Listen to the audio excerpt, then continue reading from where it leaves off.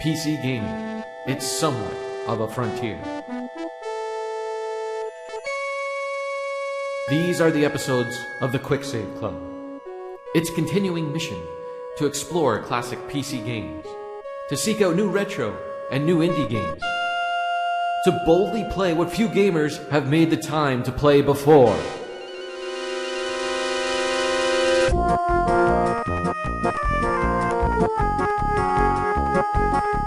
Welcome everyone to the Quick Save Club. The Quick Save Club is a PC... You guys don't mind me doing the intro, do you? Go right ahead. Okay.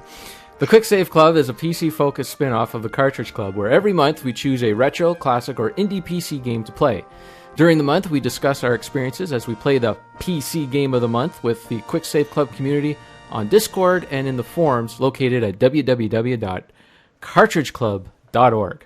At the end of the month, we will pick a member or two in the community to record a podcast to talk about the game. And that is what you're hearing right now.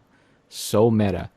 In the coming months, we will be playing Commander Keen, Minecraft, Seventh Guest, Age of Empires, and a PC simulator of your choice for December, and we're calling it December. At the end of this episode, we will be announcing the Game of the Month for January 2020. We're already... Oh, Mrs. Q-Dog left. That's good.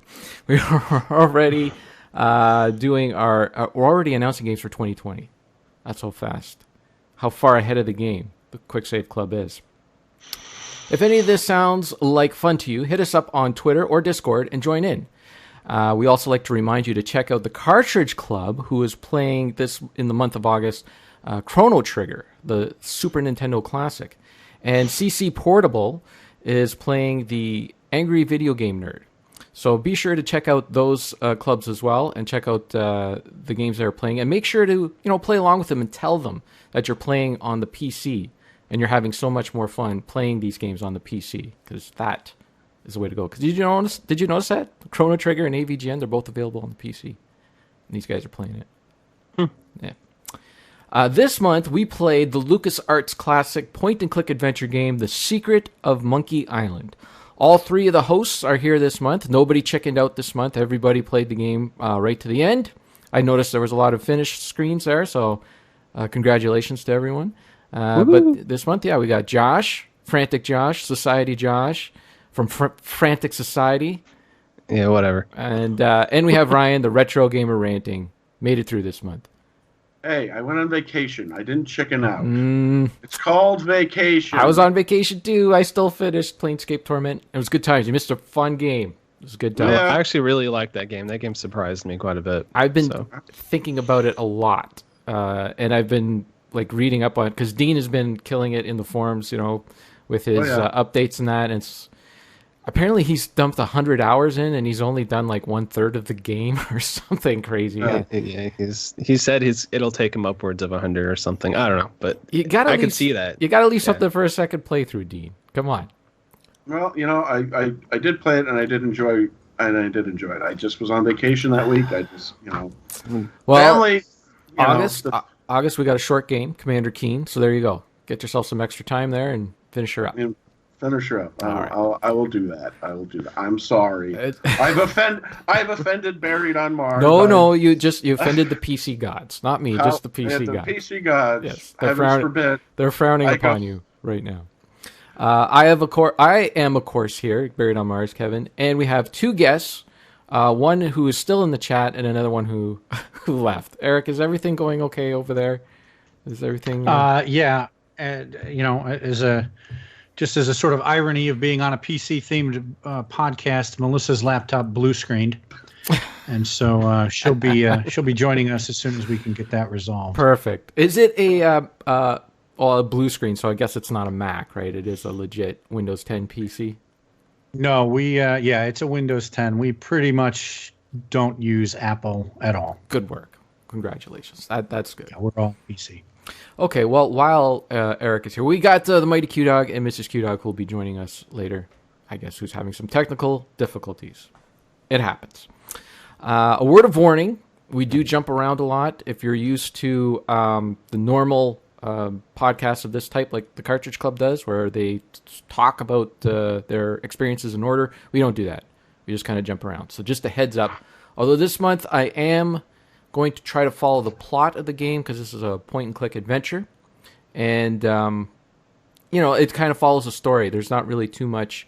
I mean, you can do stuff a little bit out of order, but pretty much there's a linear path that you need to follow. So we're going to attempt to do it that way. We'll see. We'll see what happens. Melissa's back. Hello, Melissa. Hello. Hey, what was happening there? My PC just rebooted on its own. You know what? Said, I'm sorry, we have to reboot your PC, and I've never gotten that before. Mine did that too. Not this one, but the one that all the audio clips are on the last Fandango. It just rebooted all on its own. Craziness. Yeah. Who knows? Maybe it's it's just bad karma. I think for all the bad talking we do about all the consoles and that, it's just coming back to bite us. I think that's what's right. happening. We got to be nicer. All right. Well, we'll be nice after we finish recording this podcast. For this podcast, okay. we'll stick to being mean. All right, guys. I would like to know, Secret of Monkey Island. Was this your first time playing the game? Was it first time experiencing the game? Melissa, how about you go first and let us know. Was this the first time you played The Secret of Monkey Island? Well, I was talking to Eric about this because the problem is that I watched him play it. Oh. And I couldn't remember if I actually finished it myself on my own. I see. So my memory was kind of blurry. So I'm already familiar. I will say that I'm already familiar with Monkey Island. Okay, fair enough. So Eric, I guess this was your second time playing the game? No, I've played it a number of times. Oh, really? Okay. My first time playing was back in 1990 when I got the game for the PC. Okay, excellent. Any stories about back in the day? Anything? I do. I have what I hope is a good story. I'm going to age myself a little bit here. I got this game. I got this game for Christmas in 1990, and I was in high school at the time, and. It wasn't a game I knew anything about. My parents got it for me based on the recommendation of a guy at I think Egghead Software, if anybody remembers that in the U.S. So they got it for me, and I had no knowledge of it, and I played it, and I loved it. And little did I know at the time that I was playing this when I was in high school, I was actually attending high school with one Dominic Armato, who would become the voice of Guybrush Threepwood about a decade later. Wow! When they made the games, and then of course when they made the special editions, they put his voice back into the original games too. So, I actually went to high school. I was friendly, not necessarily friends, but I knew him, and we spoke on many occasions. I don't know if I ever spoke to him about this game, but I went to high school with the guy who would eventually bring voice to Guybrush Threepwood. That's pretty cool. That's awesome. Yeah. Wow. Any stories of a drunken stupor with him or anything like that? Give us the dirt. No, got anything? Was he a jerk? Yeah. No. He was a really nice guy, and he always expressed an interest in doing something like I think he wanted to be an actor or something in Hollywood, but I didn't find out until obviously many years later. And when I saw the voice acting, I'm like, I went to high school with a guy like that, and it turns out that was him. Well, that's cool. I was the guy who had that name. So that technically makes us all 2 degrees from Guybrush Threepwood? Mm-hmm. Sure. All right. Yeah. And Eric's 1 Except degree. for me. Eric's 1 degree. So. Yeah. Wow. 1 up on us. Beauty. Yeah. Okay. That's my best story about Monkey Island. Well, that's a pretty good story. I would like to see Josh top that story. Okay, who do you know from The Secret of Monkey Island? Well, I met the voice actor, plays Stan. No. So I guess this is my first time playing it, but I definitely have seen. I had a buddy when I went to college. I only went for a couple of years to college, but he played a lot of PC games, and I'd seen him playing this. I kind of vaguely knew what the plot was about, but I have never actually played it myself. So really enjoyed my time with it. It's definitely a unique style of game that took me a little while to wrap my head around because I'm not really too used to this, but I have experience with the genre because I've tried Grim Fandango and stuff like that, and so.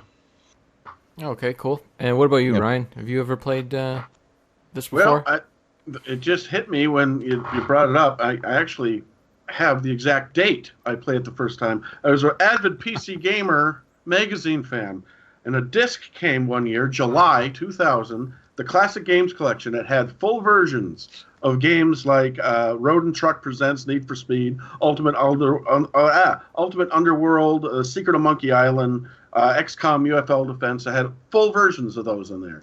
And so that is the exact date I actually first played The Secret of Monkey Island, is when it came with this. It wasn't really a demo disc because it had the full versions of the game on it. I didn't beat it, but that was the first time I did. And that was why I always loved PC Gamers. They gave you such cool discs that sometimes you'd get full games, you'd get mods and stuff like that. And so that's the first time I ever played it. I didn't beat it. This is the first time I played it completely through. Recently, but yeah, a fun time. I also loved in the special edition hearing Rob Paulson's voice, because I love Rob Paulson. I love Animaniacs and Pinky and the Brain, and hearing him as that side pirate in the special edition just put a smile on my face, because he's one of my favorite voice actors. So, yeah. Well, Richard and I were talking about this too. There is he's the guy that does Raphael as well, right? In the Ninja Turtles. Which one? The old one? Yeah, the original. Or there was one guy that sounds like Raphael anyways. I'm pretty sure. Or is it Donatello? I don't know. I'm not a Turtle. He does sound like, I know what you mean, but I don't know if he actually did the voice back in the day or not. So I'd have to look at that. I don't think Rob Paulson did, but maybe. He could have. There's been so many reversions of the Ninja Turtles, he might have landed on one of those. Something like that. But yeah, but July 2000, that was the first time I played it, thanks to PC Gamer, and I enjoyed it back then.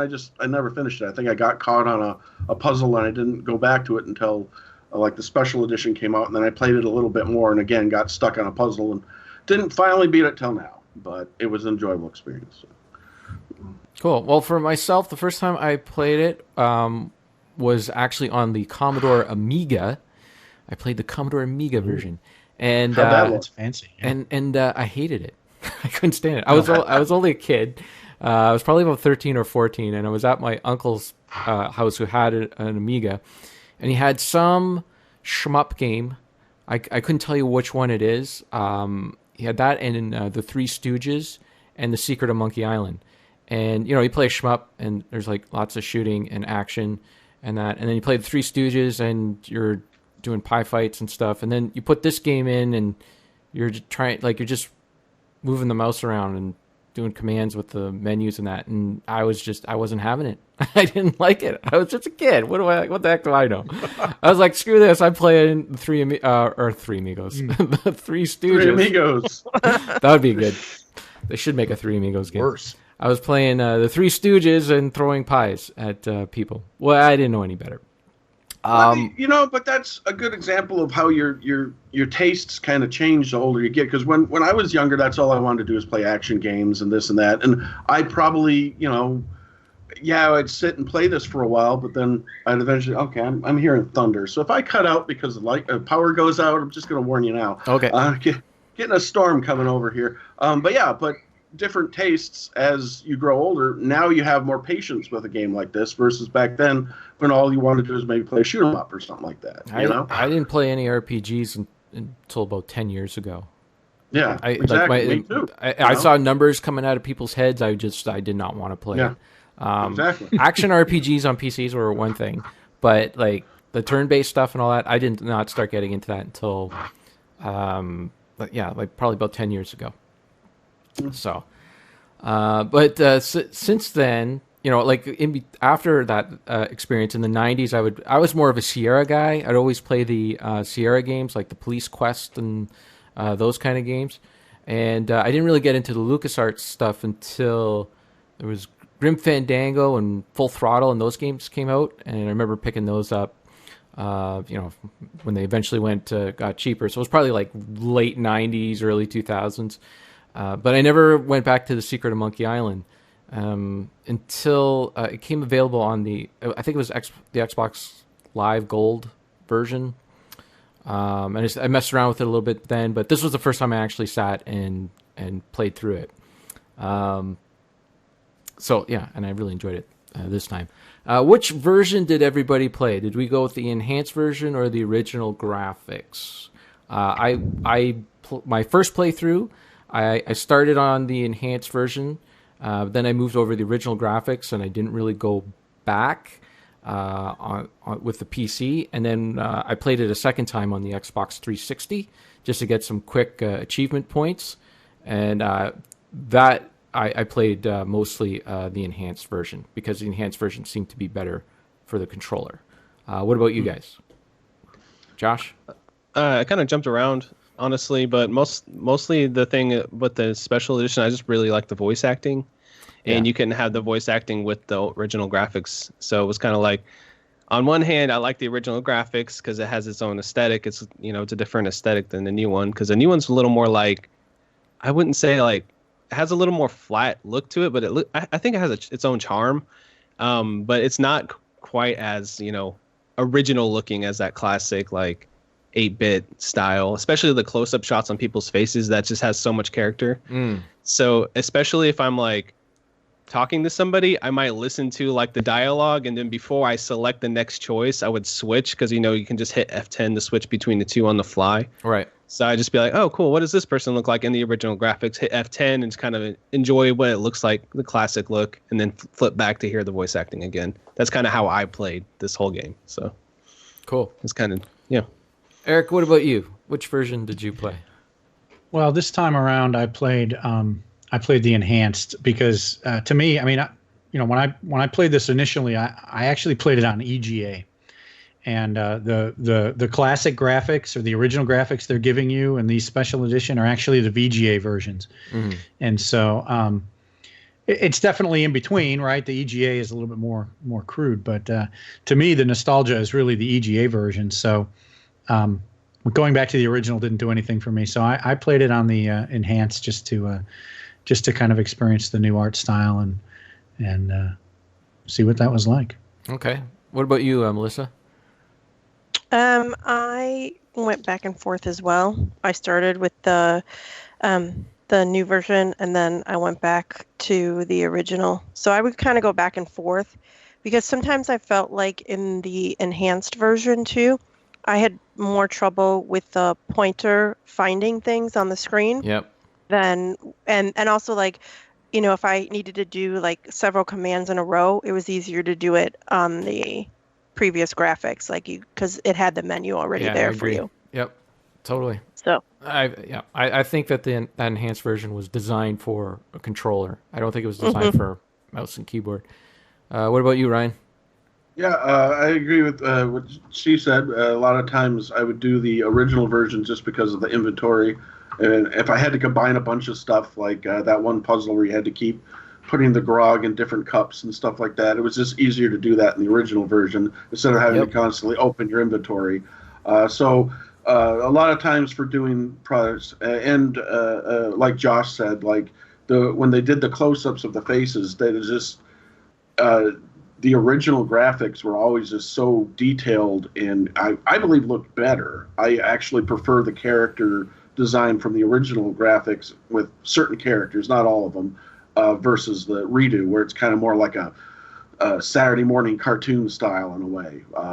But yeah, so I'd switch between very often. Like I said, if there's a particular puzzle that like needed a lot of inputs, then yeah, I would probably go to the original just because everything was right there for you. Yeah, the enhanced version is 10 years old, so it's almost like even that's like a classic game on its own. And I felt like the graphics felt a little mobile game to me. I think some of the animations in the enhanced version came across stiff, especially anytime Guybrush would have to climb something. It looked like he was on a different plane of existence versus the background sometimes. Like he felt like a cutout. He definitely versus was, yeah. actually being in the environment, one of those things where he was just kind of gliding across instead of actually being there. Right. So that was kind of the only thing that I didn't like about the enhanced version, is that you didn't feel like, it felt like it was a painting and there was something in front of it moving, versus the original graphics where, it really felt like he was there. Yeah, the characters definitely blend in better to those backgrounds, for sure. Okay, well, let's get into the plot and fun facts. We're doing something different this time. We're mixing the fun facts right into the plot. Just to see how this goes. Let's just see. New territory. Here we go. So the game starts with a youth, Guybrush Threepwood, who arrives on the fictional Melee Island with the desire to become a pirate. And already we're at our first fun fact. Who would like to read our first fun fact? Eric, how about you give us our first fun fact? Yeah. Sure. Fun fact. Guybrush Threepwood's first name came about from the game's artists, who were using a program called Deluxe Paint. This program saved files as brush files. When designing the main character, who was still unnamed, the file was saved as guy.brush, and a hero was born. That's pretty good. And Josh, where did Guybrush get his last name? How about you give us that fun fact? Guybrush's last name, Threepwood, came from a LucasArts company contest. The name Threepwood is derived from a series of short stories featuring a fictional Threepwood family by British author P.G. Wodehouse. Never heard of that guy. Never heard of it. I've heard of the movie Wodehouse Roadhouse with Patrick Good Swayze. movie. I've never heard of books written by Wodehouse. Wood. That sounds Like like you need to you're trying to say have a- Roadhouse, but you have a cold. Wodehouse. Yeah. Wodehouse. Speech impediment. A bit of a speech impediment for that one. Okay, so Guybrush Threepwood seeks out the planet's pirate leaders who set him on 3 trials or quests that must be completed to become a pirate. These quests take Guybrush through the island where he hears stories of ghost pirate LeChuck, who apparently died in an expedition to the mysterious Monkey Island, an act that was meant to win the love of the governor, Elaine Marley. All right. Guybrush's first quest is to win a sword duel against Carla, the island's resident master. So there was a few steps that you had to take in order to meet Carla. Yeah. Well, that's the funny thing, because out of order here, I actually met her first. That was the first thing I did, is go to the governor's mansion. I didn't do the swords thing. I went to the governor's mansion to get the idol first. Yeah, you could. So pretty much the game opens up at this point. Like you go visit the 3 pirates that are in this bar, and they set you out on this quest. You can really do this in any order. I just did it in the order of the a wiki article that I copied and pasted this all from. So that's the order that we're going in. Okay. Oh yeah, there you go. Yeah, like you can go to do any of these. But so we're all on the same page. Let's just do it in this order. Let's pretend that we all went to go and so now here's where the game kind of gets like really at the beginning. I found it a little bit overwhelming, because anytime you tried to do something else would be in your way. So you're in order to engage Carla, you must first learn the act of insulting from Captain Smirk. To get to Captain Smirk's house, you had to pay a troll to cross the bridge. To engage Captain Smirk, you needed a sword. To get the sword, you needed money. To get money, you needed to join a circus. And it was all like just kind of stacked on top of each other. But once you start doing these things, you can do them really almost in any order. You start just kind of checking things off the list. Okay, so the first thing you need to do is learn the insult. The art of insulting from Captain Smirk. So here we go. Here's a fun fact. Who didn't give us a fun fact? Ryan, you haven't given us a fun fact yet. The insults for the sword fighting sequences in the Secret of Monkey Island were conceived by Orson Scott Card, author of the Ender's Game series. He apparently received help from his kids in coming up with some of the lame insults. Isn't that something? Orson Scott Card. I didn't know he was a writer on this. No, I didn't know either. I didn't even know who Orson Scott Card was. I have the book Ender's Game. I haven't read it yet, but I have. He's a decent writer. I like Ender's Game. I read not all the series, but I read the first 2 books of it. So. There's a series? Oh man. Yeah, it's a whole series. Ender's whatever, Ender's series. Yeah. So. Well, that shows you that there's some talent here, though, on this game. If a guy like that who's just a writer. The writing for this entire game was fun. Yeah, it's a very funny game for sure. Okay, so to get to Captain Smirk's house, Guybrush had to pay a toll to a troll at a bridge. It was a red herring. Yeah, so there was the wording in the like he doesn't give you a hint. He doesn't tell you that he wants something to eat. He says he wants something that will I can't remember the exact wording. I can't. He wants something that will attract attention but have no real value, which is the joke, right? I mean, you mentioned a minute ago the writing in this is really clever, and that's one of the more clever. Yeah. I think one of the more clever jokes. Oh yeah. He wants something that will attract attention. In other words, divert your attention, but have no real importance. That's a red herring, right? Absolutely. And this is to get that red herring. That's where I kind of learned how you had to click everywhere in this game. Yeah. Because I don't know how many times. So the red herring is on a dock, sort of dock or some walkway. That's behind the kitchen. And you go through the kitchen, you pick up a bunch of stuff in the kitchen, and then you walk into the kitchen, outside the kitchen. You can see a fish on this dock, and there's a seagull that's protecting this fish. It won't let you at this fish. And I was thinking that because you were in a kitchen, that you needed to give this seagull some food to distract it. And there's meat in the kitchen, and I was trying everything with the meat and something. I cooked it in a pot and everything, and nothing was working. It took me forever to figure out how to get that fish. How about you guys? Did you guys come across that easily, or did you struggle with that?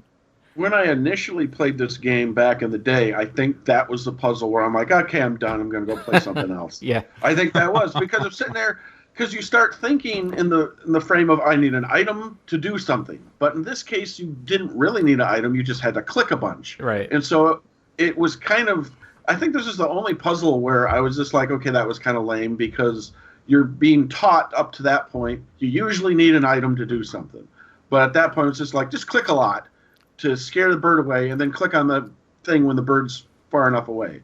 And I thought I was like, okay, well, I get it, but I thought that was probably the weakest puzzle out of all of them, because, like we said, you're thinking, I need an item for this, and then ultimately there's no item. But that was just me. Yeah, I don't know. There was a few puzzles in the game where you needed to click everywhere, kind of thing. On Monkey Island, like when you push the cannon. Yeah. To get the cannonball and gunpowder. So there was things like that in the game that later on. So I think that that was an important lesson to learn, to click everywhere. Myself. Anyone else struggle with that? Yeah, I definitely did. Oh, sorry. Go ahead.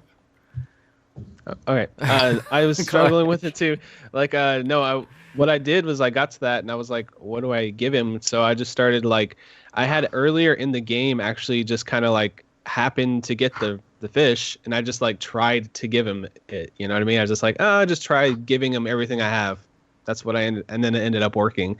Oh, a red herring. I'm like, I get the joke. But yeah, it was mostly me just messing with my inventory, just giving him everything, Right. So, yeah. I guess that's how a lot of people would get to that as well. What about you, Melissa? How did you enjoy the red herring portion of it? I knew, I was like, and because I had the history, like I said, watching Eric play it, I was like, I know I have to do something to be able to get this fish.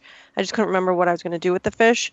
And so I kind of did the same thing where I went out and I was like, maybe if I look to the right or something will distract the fish. And that's how I found the plank to get rid of the bird to get the fish. And I also got stuck on the troll. I was trying to give him a bunch of stuff. And so that's where I used help a lot, was with the troll, because I just finally got frustrated trying to figure it out. And then I was like, oh, there it is. Yeah, the fish, the red herring. Duh, so. Yeah, there is quite a few puzzles in this game where if you hit that H, I'll get to it later, but you hit that H and it's like, oh man, I feel so stupid now. Yeah, and when you hit that board to scare the bird away and then go grab the fish, you have to move quickly too to grab the fish. It wasn't like as if the bird just went away and then you had all the time in the world to grab. So that kind of was frustrating too, because I wasn't 100% sure if what I was doing was right. Exactly. Yeah. So, and that's where I definitely stayed on the original graphics, because to try to do it quickly in the enhanced version just seemed to be next to impossible for me. Can I kind of jump ahead because you just said that about if you were doing it right or not? Like I thought like at one point you have to follow the shopkeeper. Yes. And I was like, I'm pretty sure that's what I got to do. So then I did it, and then I lost him when the map came up. That happened to me too. You know, and then I was like, darn it. And so then again, I used the help, and then I was like mad at myself because it said follow the shopkeeper, and I'm like, I did that. What, what did I do wrong? And then when I followed him like the final time, I'm like, oh, there he is. Yeah. I just like didn't scroll over him correctly. Yeah, so when you go to the main map in the game, it just gives you these small little graphics of people walking along the pathways. So when you go, when that shopkeeper takes you to the main map, it looks like it's just another one of those guys that are just walking the walkways. Exactly. It doesn't look distinct enough. Yeah, if you if you look at him closely enough, it's like, okay, that is the guy that I'm supposed to follow. But yeah, it's not an obvious one. I followed him a couple of times through that town before I realized, oh, he's going to that fork in the road thing. And then I followed him in there. And then I'm like, of course he's going to lead you through this path. Of course, this makes all makes sense. Okay, so yeah, we're at the red herring. You give the red herring to the troll who's covering a bridge. And then, of course, there's a nice little, after you give him it, there's a nice little animation that shows you that the troll is actually a man in the suit. So, Josh, how about you tell us this fun fact of who the man in the suit is? Okay, the man in the troll suit that prevents Guybrush from crossing the bridge is revealed to be George Lucas himself. Wow. George. LucasArts guys. Nice little Easter egg in there. Mm-hmm. Okay, so once you engage, you get past the bridge. Now you can go to Captain Smirk's house, who's going to train you how to insult while using the sword. But first you need a sword. And in order to get a sword, you need money. And in order to get money, the game doesn't tell you this. There's just a poster in a random alleyway. It's weird. Like the game says, hey, come down this alleyway. It's like there's somebody hidden in there. And it's like you see this thing that says, like that's whispering to you to come down the alleyway. And you walk down the alleyway of this town, and you get there, and all there is a poster of the circus. I think Captain Smirk, the sheriff talks to you for a little bit. Yeah. There's a scene with him, but that's all that's down that way to say that there's a circus in town. Go check out the circus. I just found the circus just by going everywhere, and then you find the circus, and I just happen to that they're going to give me money for this. Okay, must be how I do it. Right. Because initially when you play a game, like sometimes you're like, well, let's see where I can go. And so I just went everywhere, and that's where the circus was. And I think I just sort of got the money by accident. I didn't even know I was supposed to be getting the money there, and it just sort of happened. And I'm like, oh, okay. Which, by the way, the dialogue with those guys are hilarious. What were they called? The Flying what Brothers? Fettuccine Brothers. Flying Fettuccine Brothers. Another great thing. I think I just sat there for a long time because when it's all done, they just start insulting each other again. And if you just stand there, they just keep insulting each other. So I just stood there just to see how far they go before they loop around and start insulting each other again. But I don't know. Just another classic moment. Just great. It was just great. So you need... sorry. Go ahead, Melissa. I'm sorry. I did the same thing. After I started the game a little bit and I had been in the kitchen and stuff, then I kind of went to the town a little bit, and then I went outside and toured the map and saw where I could go out. And so that's how I found the circus too. And I kept going back into the alley, and I was like, because I didn't remember this. I was like, is there something that's supposed to end up happening? So I kept going back to see if I'd meet somebody, and then nothing ever happened. So now I know why, because it was just for you to find that poster, which I actually didn't need. No. So. Or to have that moment with the sheriff. Yeah. It's a weird dead end.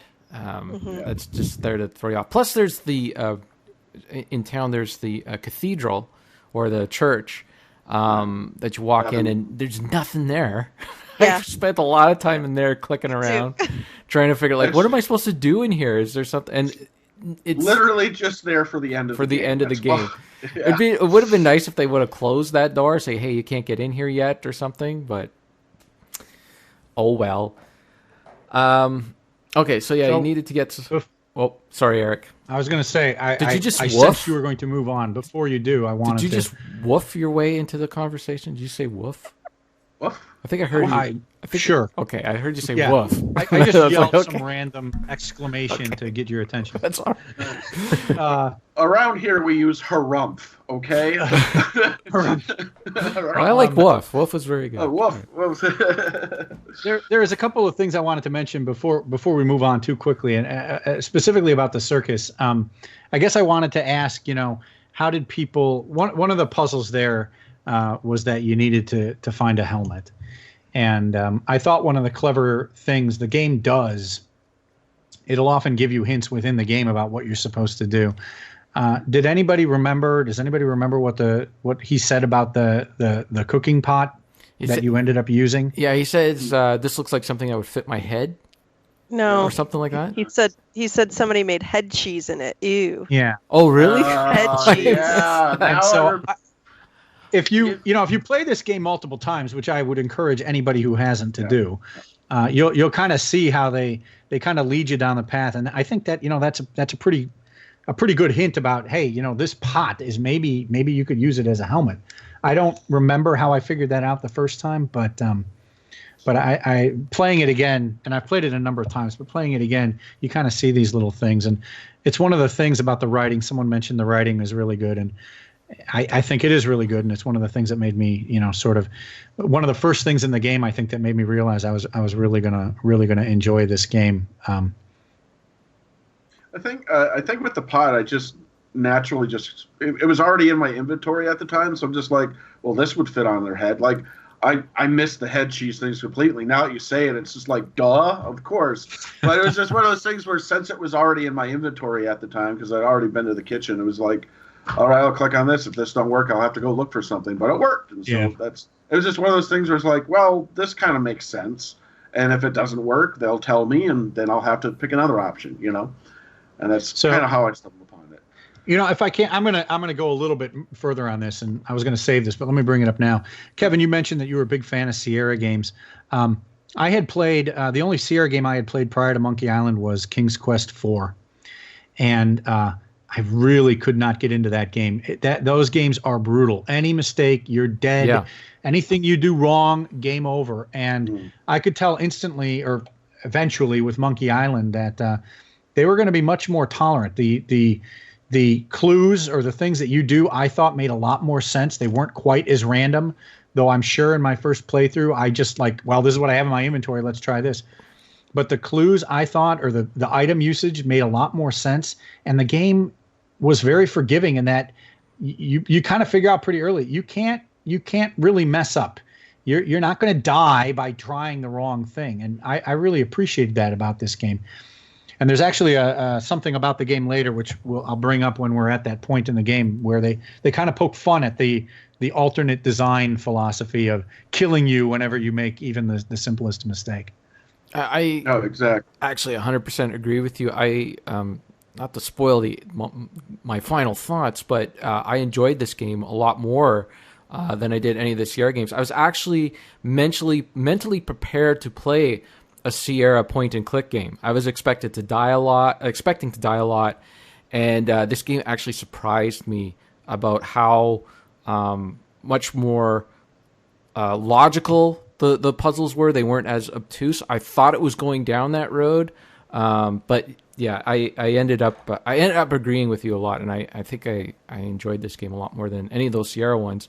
I just played them back in the day a lot, and that was like, that's what I think of when I play point and click games. And plus, sure, the reason why I played them a lot more than Lucas games is because there were copies of them floating around the old PC lab, where there weren't as many copies of any there. And plus that experience I had at my uncle's place playing it on the Amiga, I just had this impression that it wasn't they weren't good. But I enjoyed it a lot. Okay, anyways.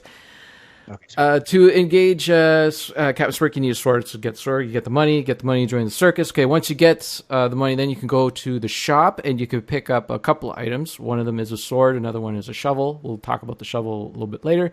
But now that you have a sword, now you can engage Captain Smirk, and Captain Smirk tells you how to insult people while sword fighting. And Richard and I talked a little bit about this on Fandango, how it was an ingenious way to get some action gameplay into a point-and-click adventure game, because all you can really do is point. Yes. And pointing on characters and just clicking on them, like maybe that's good for an action RPG, but for something like this, it wouldn't have been as exciting. So the way they worked it with the dialogue is instead you insult the other person, your opponent. So Guybrush Threepwood's already really good with the sword. He can, match anyone in sword play, but really he needs to learn how to insult the opponent and get into their head, and that's how he's going to win sword fight battles. Yeah. This is the cleverest part of this game, in my absolutely. opinion. This is where I decided I really, really, really liked this game. Yeah. Was when I came to this. I thought this was incredibly clever and funny, and it's just fantastic. This is what makes the game for me. Right here. It's my favorite part of the game as well. This is a part of the game where I was laughing. Like, usually when you play a comedy game, you don't usually it's kind of funny, you kind of laugh to yourself inside, but I was actually laughing out loud at some of the jokes that they have. And the voice acting is really over the top too. Like when you do the enhanced edition, it's just really corny in the best possible way. They ham it up quite a bit, and I appreciated that. So yeah.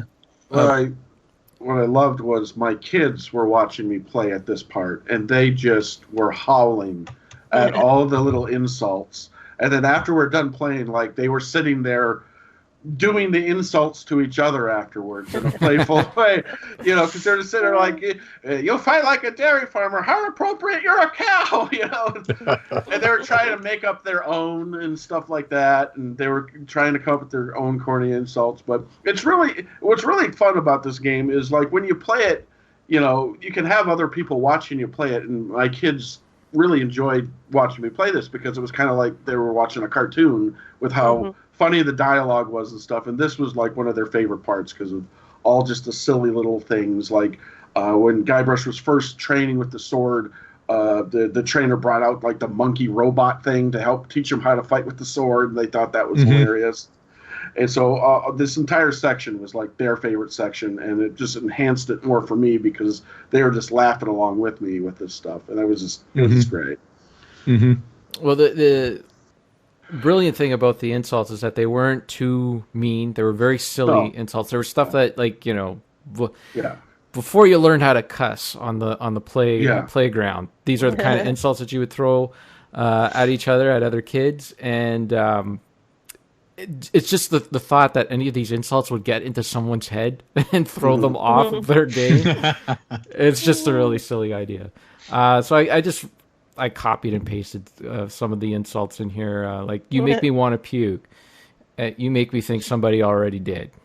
That's pretty good. Classic. I think my favorite one was the diaper one. That was a good one. Have you stopped wearing diapers? Why? Do you want to borrow one? That's pretty good. That was my favorite. And actually, looking at your list, there was 2 insults that I actually didn't get. I thought I had gotten them all, and then I went on to fight the Swordmaster, and there were 2 that I didn't have. Yeah, so the insults, you don't need every insult to go and fight the Swordmaster, and they're all random. So you could sit there and it's actually an achievement on the Xbox 360 version to get all the insults. And of course I did it just to see. And it took a while. It probably took an hour just going through it just to try to get those. Because what happens is that you get the insult from your opponent. He gives you the insult, and and you have no response for it. All you can do is give him back a lame response, and you're going to lose that portion of the battle. But once you have it, then you can try it out on other pirates, and the other pirates need to respond with the correct response in order for you to have the correct response for it. Sometimes the other pirate doesn't know it. It might just be you might just win that part. So. That was the only slightly tedious thing of it, because the first time, because it was late. The first time I played it, I had to leave, and so I just kept getting the same insults. They weren't giving me anything new. And then when I came back, then I was starting to get some stuff. But so that was the only tedious part, is having to keep going through and fighting pirates over and over again just to get the right insults, you know. Well, you don't sometimes need, you just wouldn't get it, you know. You only Yeah. need like maybe 5 of them. The Well, pirates yeah. will start telling you, "Hey, you're good enough. You can go fight the Swordmaster." And once you have about half of them, you can go and fight Yeah. her, and you'll win. Well, that was the thing. I did have about half of them the first time I did, and she actually beat me. And so I did went back you? and got more just to make sense. Okay. And then it's funny because if you use any of her insults, you like instantly win against the pirates because they're like, "You're using the Swordmaster insults." Oh, you know? really? Yes, Oh, that's because cool. you learn her insults if she beats you. If you go back and fight a pirate, they'll like call you out. You're like, "That's a Swordmaster insult. You can't do that," you know. And then you can instantly win doing that. But What happens Yeah. when you lose against her? Is it game over, or do you? no, she just tells you suck and you have to You have to go back. train someone. Yeah, you just Yeah. go back. Kind of like what Eric and I were talking about. The developers for this, they also hated Sierra games. They hated the fact that Yeah, in every corner, like every time you did something wrong, you died. So they Yeah. wanted to make sure that didn't happen in their game. They just thought, it's just unfair kind of thing. So there's only one way to die in this game. It's a hidden Easter egg. We'll get to it a little bit later. But I do like the way I do like the way that they take the response insults and then apply it to the Swordmaster, because she'll say something completely different than the other pirates do. That's and then right. It's like a really clever Think about retort. Yeah. Mm-hmm. So yeah, that's another step to it. Kind of makes it a puzzle. You're not just regurgitating what the other pirates are. You have to find the response that'll match her different insult, and they Right. work. They work on both levels too, which is it was very clever. It was Very clever. yeah, Very It was good. clever. it was one of the most clever parts of any game I've ever played. It was really well done. Okay, so second item on Guybrush's to-do list was to find some buried treasure. You need to buy a map. There is a shady guy in town that is selling a map. Once you you already have money from the circus, so you can finally buy a map off of him, and he gives you dance instructions, which took me a while to figure out that meant to go into the maze, the forest again, because I had thought that was only for following the storekeeper through to get to the Swordmaster, but there's two. It's also where the buried treasure is. So then once I looked, I think I got it, and then I went to do the next mission. I went to do the governor's mansion, and then I had to sit and look at that map, and I said, okay, what is this map telling me? Dance forward, up one step, down one step, left one step. I'm like, where can I do that in this game? I was like, oh, the maze. I bet you it's the maze. And of course, I went there, or the labyrinth, or whatever it's called. And I went to the forest, and I found the buried treasure. And I gave myself a pat on the back for figuring that out on my own. What about you guys? Did you guys get through that okay? I think I might took a wrong turn once, but the second time through, I got through there all right. Okay. Once I figured out how to get in the woods. Okay, so I guess I'm not that smart. Everybody knew how to do it. All right. I don't remember. I didn't have any trouble this time, but that's because I remembered the puzzle. I have Right. no idea how long Yeah. it took me the first time I played. I love that the treasure was a tourist trap, basically. I was about to say that the too. Yeah. entire island is kind of a tourist trap if you think about it. And I love the little plaque saying, "Hey, make sure to leave a little for the next person," And it was just a T-shirt, Yeah. And I'm just like, what am I going to do with this T-shirt? Absolutely nothing. You just have a T-shirt now. Yeah.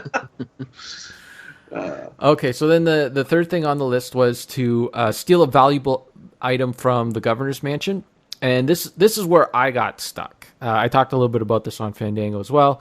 So in order to get past I guess there were terrier dogs that were guarding the Piranha poodles. Piranha poodles. That's yep. right. That's right. That's what it was. So in order to get past these vicious poodles, you needed to distract them with food. So I knew enough that there was meat in the kitchen to go and cook up the meat and serve it to these dogs. And what they did was they devoured the meat in seconds, and I couldn't get past them. So I'm like, okay, maybe I'm not supposed to cook the meat. Maybe I'm just supposed to throw them raw meat. Maybe it's harder to chew raw meat. So I went and I got some raw meat, and I threw that at them, and I still couldn't get past the dogs. They devoured it in seconds. And for the life of me, I could not figure out what I needed to put, like what ingredient I need. I tried mints because you have mints in the game. I tried everything in the inventory. I couldn't figure out. So this was the first time that I pressed the dreaded H button. I hit H to get me some help. And it was flowers. You needed to find flowers. And I remembered there was flowers in that maze, which I didn't pick up, which is kind of stupid of me. So I went back into the labyrinth or maze, and I grabbed the flowers, and then I put the flowers on there, and I felt really dumb. I felt dumb. I'm like, oh man, but I thought that was a little bit obtuse for me. I don't know, like to put the flowers in the thing. So I don't know. Did anyone else struggle with that one, or was that just dumb old me? The reason I didn't struggle with it is because after we recorded the last episode, you kind of told me that. So I was like, oh, I know that already. That's right. We did talk. So I already knew that going in. So I thought the pirates gave you a hint. Yeah, that's what Richard said, and I must have missed it. I must have missed it.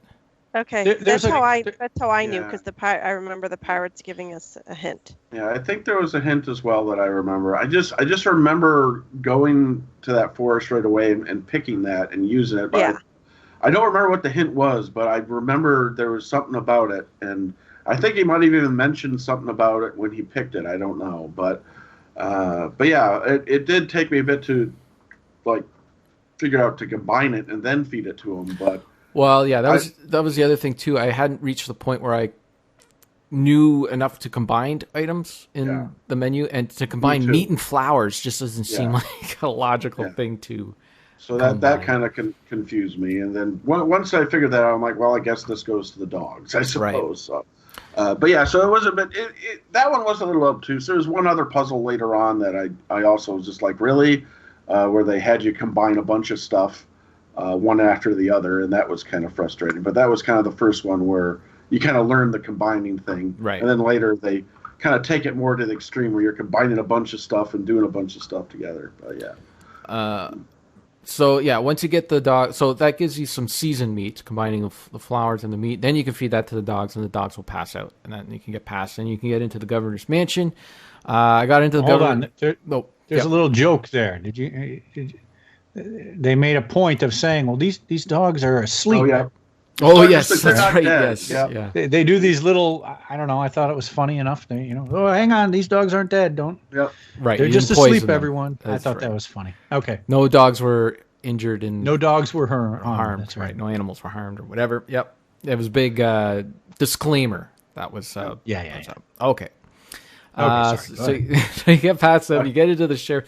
The first time I went into the mansion, I walked right past that door that you're supposed to walk into, and it took me a little. I was looking around this mansion, looked at every square inch. I'm like, where am I supposed to go next? What is happening here? That was literally the first thing I clicked on when I got in the mansion. I missed it. I walked right past it, and then on my way out of the mansion, I clicked on this door, and I'm like, oh! And then this big cutscene happens, and there's. It's like the longest cutscene of the entire. This was like the first time. Like I chuckled a lot in this game, but this is the first time where I just laughed out loud. I don't know why this scene tickled me so much. Even when I first played it and I got to this scene, it was just so funny to me. I just love the little you watch in the corner, and it was showing he was combining things and using things in the back. You weren't doing nothing, but he was doing all this stuff off screen, and all you got to see was sound effects and hear things, and it was just hilarious to me. I don't know why, but it was like the funniest thing ever, and it just goes on forever. And he jumps through the painting, and then he has to go back in, and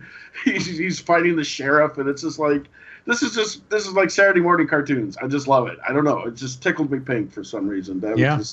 It's just great. And then I showed it to my kids, of course, and they were just cackling along as well. And it's just, I don't know, it was one of my favorite scenes of the whole thing. There are a lot of good scenes, but it was one of my favorite scenes of the whole game.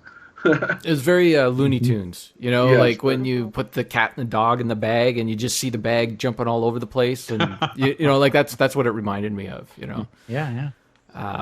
Yeah, it was and he's like, "Don't push the red button" or something. There's one part I thought that was funny. Yeah, there was a little bit of interaction during that scene where you did a few things like pick this up or whatever. So after that scene plays through, you earn some what was it? It was gopher repellent. Yeah, And That's right. because there were like wild gophers he was fighting in there, and then Right. like wasn't there like a gnome or something he used it on in there? I don't know. There was so many. You have to like play that scene multiple times just to catch Yeah. just the little All the jokes things, that yeah, are you all gotta- little things. It's just so much good stuff. Ah, I just love that scene. Anyway, sorry.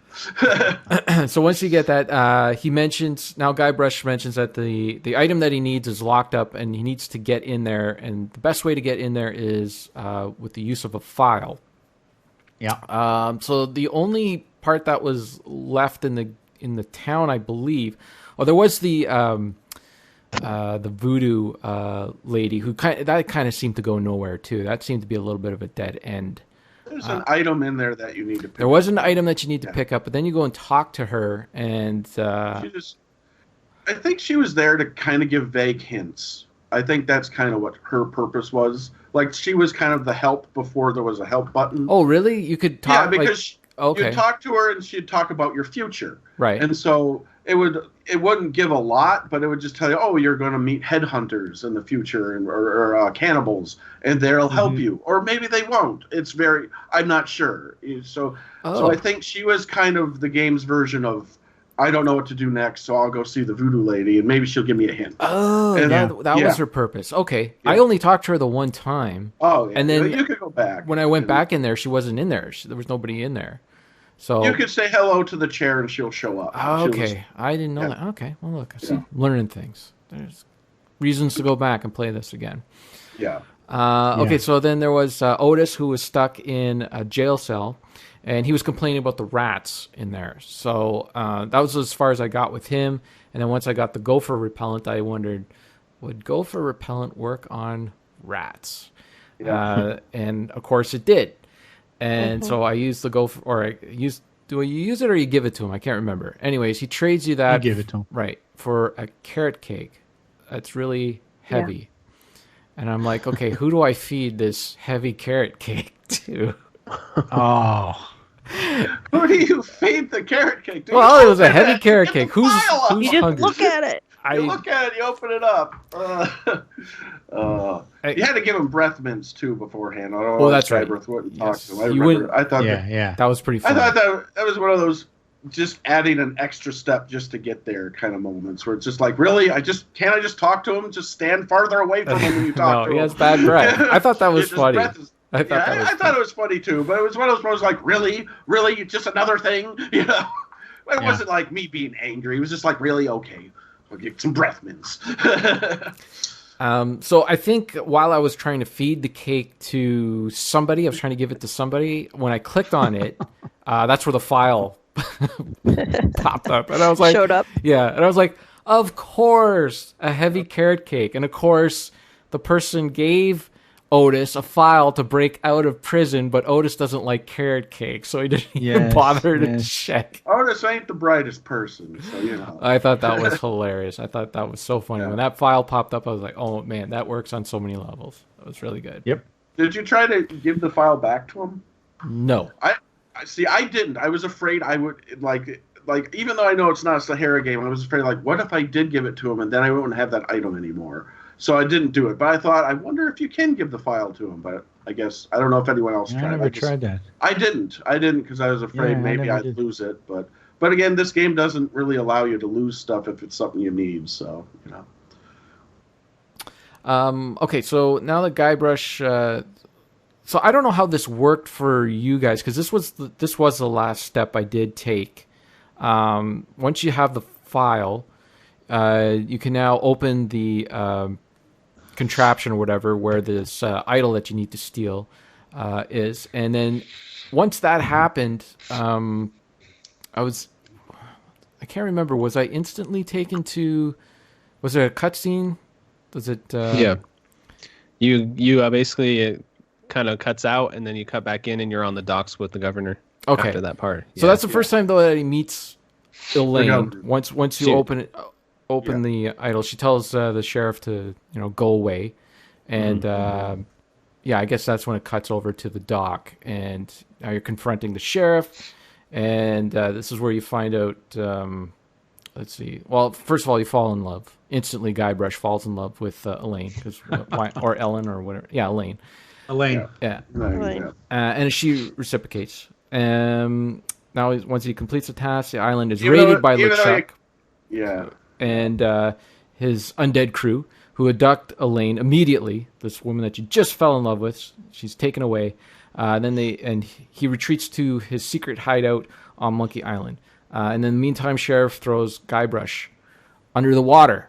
And this is this is before the dock with Elaine, because you have to escape that, and then she comes and goes, "Oh, I was coming to save you," because she. So this happens. Like you get thrown off because you go to leave the mansion, the sheriff grabs you and says he's going to get. Oh, that's right, and then he throws you off. Yeah, then he throws you off. You pick up the idol, and then you go up there. Then Elaine comes like, "Oh, I was coming to save you because the sheriff was going to kill you," and then that's when they start going, "Moochie bear, lovey cakes, whatever," and all that good stuff. Right. So when sheriff throws Guybrush under the water, we have a fun fact. Who hasn't done a fun fact yet? Josh, have you done one? Who hasn't done one? Yeah. Melissa do one? Melissa, did you do one? Have you done a fun No, I fact yet? haven't. All right, go for it. Do this fun fact. Okay. If Guybrush stays underwater for more than 10 minutes, he will drown. A reference to his claim that he can hold his breath for 10 whole minutes. Did anyone keep Guybrush underwater for 10 minutes? No, I didn't have No. the time. No. I did. But you're good at that. I did because You it did? was The achievement. well, yeah, it's get an achievement. I did it on the 360 version, not on the PC version. I didn't even know that was a thing until I started reading the achievements, and I was like, "Oh, that's a cool little Easter egg." So yeah, that's the only part of the game where you could die, and it's like a game over Sierra moment where you have to reload your last save. So I thought that was pretty cool Easter egg to put in. The underwater part tickled me too because like you can't reach there's like scissors and butcher knives and stuff around sword, you. yeah. And Can't you just- reach them all, and then all it is he just picks it up and puts it in his pocket. Yeah, Yeah. Which is Pretty like of course. That got me pretty good. Yeah, that got. I remember getting stuck on that puzzle when I first played the game for a Me long too. time. It's Long like, well, time. what am I supposed to do here? Yeah. And then I just Pick up randomly picked up the thing. I'm like, oh, that's it. Okay. Yeah. Well, and Guybrush does say like earlier in the game that he can hold his breath underwater for 10 minutes, and I thought that was such a random statement to make. And then when Guybrush was underwater, it's like, oh man, I think I only have 10 minutes to get him out of here. How do I do this? So a little bit of pressure was on. Okay, so now Guybrush needs to rescue Elaine because she is off on the Monkey Island, and so now you must buy a ship from Stan, the used boat salesman, who I'm sure everybody loved. Everyone loved that character. Great. Oh yeah. Yep. He was great. Oh yeah. Can I Yep. can I interrupt? Can I say one thing Go for it. about Elaine and rescuing? Did you guys read Elaine's Elaine for Mayor poster when Yeah. you're going into like the first time you read it? It's like, you know, vote for Elaine for mayor, and he says, well, of course, when you're the only candidate, then of course you're going to vote for her. Right. And then after he falls in love with her, Oh yeah. you look at it and he's like, "Oh, my love muffin, I can't wait to be with you." And then later when she's taken, he's like, I'm coming for you, honey. I'll be there soon." You know, like Really? so it changes. I didn't throughout the know game. that. I didn't know that. That's cool. Yeah, Funny. clever. Oh yeah, very clever. Okay, so let's just go by step. First, you must buy a ship. Really, you could do any of these in any order, but like I said, copied and pasted from Wikipedia, so we'll do it in this order. First, you must buy a ship from Stan the used boat salesman. So yeah, you need. You don't have enough money to buy a boat, so what you need is a loan from someone. Now, Stan's not going to give you a loan. He tells you to go to the shopkeeper, and the shopkeeper will give you basically it's like not really a loan, but what's it called? A note of credit. Yeah, a note of credit. Credit slip. So you go to the shopkeeper. Shopkeeper's like, "Do you have a job?" You say, "Yeah, I'm a pirate." He's like, "Yeah, that's not going to cut it." So basically, I you have tried them to. all. You have, yeah, I did too. So you have to trick the shopkeeper to leave again, which I think you tell him to go and talk to Carla again because the shopkeeper's infatuated He with leaves it. Carla. He's looking for any excuse to go talk to Carla. So you tell him that you need to learn to be a sword master again. So he takes off. Once he's or at some point you got to get him up into that safe, and that kind of, I can't remember if you have to do it or if it's different every time. The first time I played it, he went up to the safe. You trick him to going up in there. Oh, you have to tell him that, you have a job, the right And he goes job. up to get the note. He goes up and gets the note. Then he finds out you don't really have a job. So then he goes and puts the note of credit back in there. And that's how you learn what the combination of the safe is. When I played it the first time, I wrote down like what he did. So, and then the second time I played it, I was like, I'm going to skip this step and I'm just going to get him to leave. And I'm going to try to use the combination, but it didn't work. So I had to get him to come back, get him to go up there again, and it was a different combination the second time I played it. So I think that changes every time you play it. It's not some set thing that you can use. Once you get into that safe, the only thing in the safe is apparently a note of credit for 5,000 coins or whatever it is. So that's how you convince Stan that you have enough money to buy a boat. The only boat I bought was the Monkey Island one. I can't remember what it's called. The boat that the monkeys took to the island. The Sea Monkey? Yeah, that's what it's called. That's the only boat I ever bought. I don't know if can you actually buy another boat in the game? I don't think so. I'm not sure. I don't think so. Yeah. It's important that you buy that one, right? Yeah. I mean, we'll talk about it in part 2. Yeah. Because that boat has history with Monkey Island and stuff like that. Yeah. So. And it's the way to get to, it's the only way to get to Monkey Island. Okay, I was just wondering if there was like some... there's always something that blocks you from it, I think. Or, you can try, but something always stops you from buying something else. I didn't go through all the options, but I think I tried like maybe buying the Viking boat or something, but it didn't happen. Yeah. It seemed like that was the logical thing to do, was to buy that boat. Yeah. That was the way to get to the island. Once the boat is too expensive, the Sea Monkey boat, he's got it priced way too high. I think it's at $10,000 and you only have $5,000. So this was another fun part, I thought, of the game, where you have to barter with Stan, who is like, if you watch WKRP, he's like the Herb Tarlick of the island. Really big, cheesy outfits and. I've got a great deal for you. So you can barter with Stan. You can talk him down. You can try to walk away from the deal. He'll actually let you walk away. I actually walked away once, and then I had to start the negotiation all over again if you take it that far where you walk away. So you can only really threaten to walk away from the deal. But there's all these options on the boat. You can say you don't want. That brings down the price. And then, so I don't know. The cheapest I got the boat was for $4,000. Did anyone get cheaper? Was anyone else able to talk him down even further? No. I just got him down to the 5,000, which is how much the note of credit was for, and I'm like, well, that's obviously. I didn't know you could talk him down even more. Yeah. So, you got him down far. I didn't either. Good job. Yeah. Well, I guess. I got him down to 4,000 as well. I just kept talking to him. Yeah. So. All right. You and me, Josh. Right on. Good job, guys. You got $1,000 credit to your name. I bet you Bill would have got it for $1. Okay, next you need to hire a crew for this boat once you have a boat. So your job is to hire Carla, because of course you're going to need the best swordsman besides yourself on the island. You need to get Otis, who is the guy stuck in the jail with the carrot cake, and Meat Hook. Meat Hook I thought was a dead end in the game until we reached this part. I did go to him earlier in the game. You need the pulley, the chicken with a pulley on it. As soon as I saw there was a pathway up on top of the island, I went all the way to the end, and I saw that there was a cable that you needed to glide onto in order to get to this house that was on the other side, or a hotel or something like that. So I walked back. I'm like, okay, I need that chicken with the pulley. I walked to the store. It was selling chickens with pulleys on it, and I couldn't get in there. And then I found it in the voodoo priestess, and I was like, hut, and I was like, oh, that's the reason for this place is to get that thing. So then I went and talked to Meat Hooks there, and the conversation went nowhere. I was kind of disappointed. Like there was like this big long dialogue sequence and everything, and it didn't go anywhere.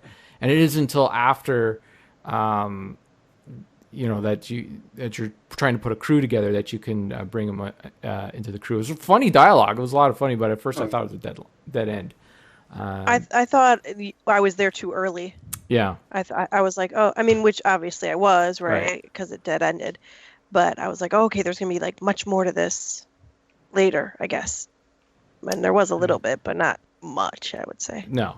That was like the only part of the island I didn't explore until I got to that part. And because I was confused, and I'm just like, okay, I need 3 people. And I'm like, okay, swordsman, the guy I met in jail. I'm just like, what's the third person? Then I'm like, wait, there's the spot I didn't go to yet.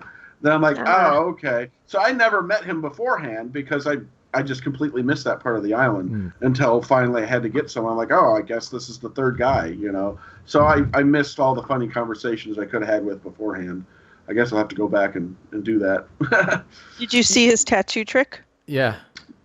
No, I don't think I saw his tattoo trick. If you get there early, he'll that's where the conversation ends up going to. He keeps steering it towards. He wants to show you this tattoo trick. See, really I never badly. saw it. He told me about it when he became my crewmate. He's like, maybe when we're on the boat, I can show you my trick. Yeah. But no, I never saw it because, like I said, I didn't find him until I got to the point where I needed him for my crew. So I missed a whole bunch of dialogue, I think. Yeah, it's good. It's funny dialogue. He makes the tattoo on his chest dance. Yeah. I So love did you guys- that. Oh, sorry. Go ahead. I was just going to ask, did you guys, how did you find out who to recruit? Did you struggle with finding it? Because there's still a number of other people still on the island, right? I mean, there was the circus guys, there was the cook, there was the shopkeeper. Well, the cook pretty much told me straight out that he wouldn't do it because of an old war wound. So, because I did go to the cook though and ask him. Yeah, because he was like the second person I talked to anyway, and he was telling me all about, the governor's I'm ruined, the governor's gone, and I think I did ask him, hey, you want to be part of my crew? And he's like, no, I got old war wounds. So, I don't know. It just was like, all right, well, I asked I just went and asked everybody. I asked him. I asked the guy who was selling maps. But he wouldn't even talk to you. The 3 pirates together. The 3 guys that were sitting there. Yeah, the 3 pirates. Storekeeper. So it wasn't too much of a puzzle. No, it was just kind of try to. No, the only one I was worried about was the guy in jail. So like I had gotten Carla and I gotten Meat Hook, and then I was like, well, I guess I'll go back into town and see what happens. And I had hoped that Otis would come, and then he did. So yeah. This is the only time. There's only 2 major times I pressed the H key, and this was one of them because I was kind of talking to everybody, and it's like, hey, maybe you want to go check out. I didn't because the more you hit the H key, the more it tells you. So I always was like, I'm just gonna hit it one time and that's it, just to see if it gives me like a little hint. And it's like, hey, maybe go look on the map for somewhere you haven't been before. So I was like, oh, okay. So then that's how I found Meat Hook. And then the other time was at the safe. I didn't know that you could push and pull when you did the combination. So I didn't know that. That got me initially too. Yeah. So those are the 2 times, like the major times I pressed the H key in the game. So yeah. Also, I found it very tricky to get Otis out of the jail cell. That whole thing with the I guess they're pewter cups or something like that, and you put that drink in it. Grog that melts the cup. Yeah, that melts the cups. Once I realized you could pick all the cups up, I'm like, okay. Yeah. And so that's where I'm like, all right, I guess I'll have to. And that's when I switched to classic mode because you had to keep transferring it to a new cup. It took me a long time to get to that because I'm just like, I got a cup, but now it's gone. Now what do I have to do? Then I'm like, well, okay.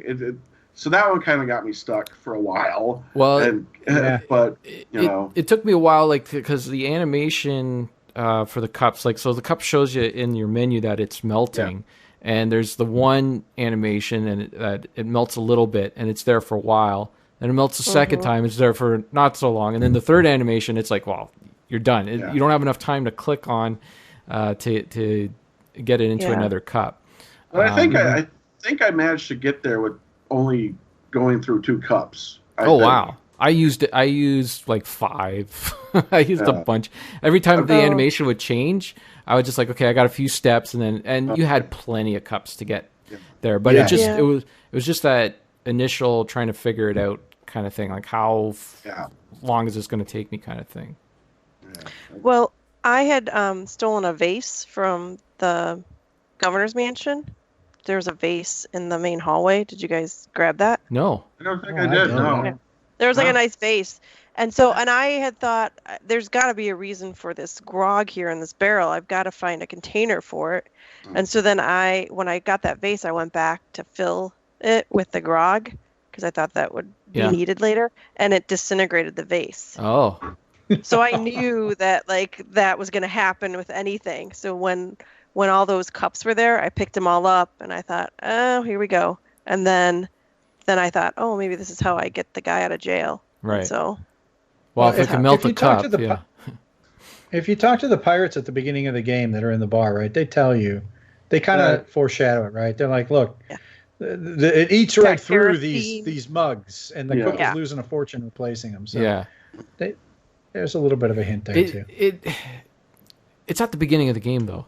That's like hours ago. I know. It kind of goes out of your mind by then, but but no, the hint's there. It's foreshadowing. It is. I just felt. I think if you when you're replaying the game and you know some of the puzzles, you're like, oh, okay, that's what he's talking about there. I wasn't putting in too much into what they were saying at the beginning of the game when I guess you're supposed to. Yeah. So. Did anybody notice the plumber's crack on Meat Hook too? Yes. Oh yeah, of course. That was great. That was funny. Good touch. The character designs were just all so great. I mean, they were just the normal ones, but I just love the design of just everyone on there. It's just great. I just love it. Mm-hmm. So once you get your boat and you get your crew, now you can move on to part 2 of the game. Part 1 was a really big part, so we'll be moving through the other parts fairly quickly. Part 2, now you're on the boat. You're headed towards Monkey Island, or you don't actually know where Monkey Island is. You're just kind of headed out there. And it turns out that this crew that you put together does absolutely nothing to help you out. You're like, guys, hey, can you help me out? And they're like, no. So I thought, I'm just gonna get a tan. I thought for sure that your mission was to get these guys motivated to help you out, but it turns out like that's not what you're supposed to do at all. What you're supposed to do is find all these ingredients to put in a pot in the kitchen so you can go on it's either an acid trip or a mushroom trip. I'm not sure which one. So that trip steers you in the direction of Monkey Island. So the ingredients, they're locked into a little box. You find the key eventually to get into that box. And it gives you all these ingredients, and they're like just a crazy amount of ingredients.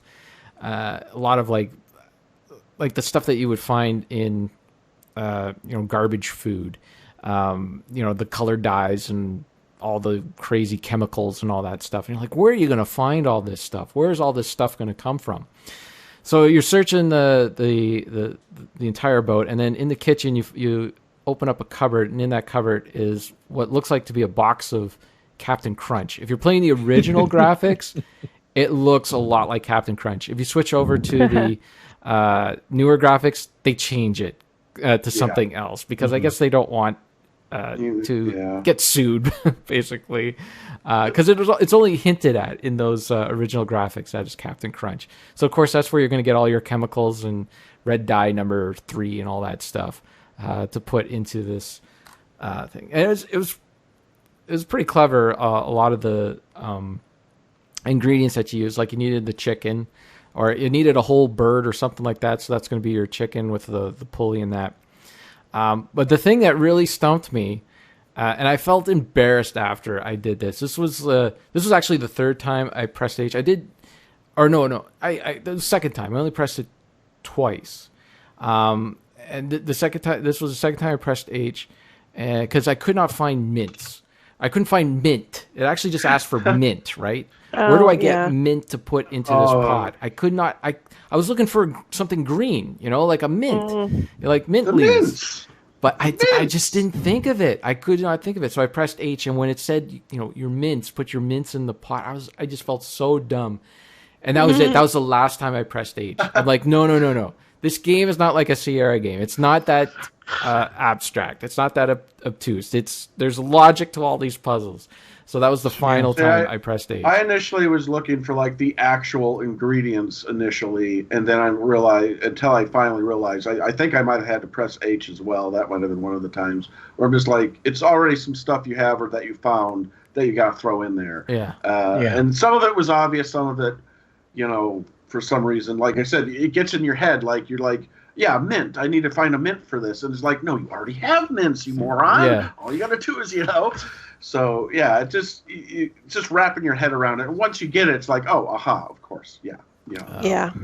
My favorite was the pressed human skull. Right. Yeah. Yeah, and that's the one I had trouble with. I was like, I think I put something else in there that I thought was like a skull, was that when I found the skull on Monkey Island. I can't remember what it was. I was like, I don't know what they're talking about. And then I was like, oh, yeah. It's a flag. It's also a pirate flag. Yeah, it's a tricky to find, too. You have to know that you can go there. I messed around a little too long on that board, whatever you call it. What do you call it? Swab the deck. The deck. Nest? The deck? Yeah. Oh, the deck. Finding the crow's nest was fine. I found that, but the way to go down into the hatch. Yeah, the hatch. Yeah, it took me a while to find it. I used help to find it, and then I was mad because I was like, I looked everywhere to find a new place to go to because I was like, and then that's when I was in the old school graphics. I'm like, oh yeah, you can really see it here. Yeah. And the old school graphics, you see it in the remake. Like it's the pirate, your crew is in the way. Yeah, your crew is kind of sitting in front of it. Yeah, crew, quote unquote. So I think everyone pretty much ran. And I'm like, where am I supposed to go? There's supposed to be someplace I but yeah. Did you all find the captain's log, or did anybody go through this without finding the captain's log? Yeah, I found the captain's log right away. It was like the first thing I clicked on. I think when I went into the captain's deck there. It's in the door, right? Or there's a book in the... It's in a drawer in the desk. It's in a drawer. Okay, yeah. But it kind of...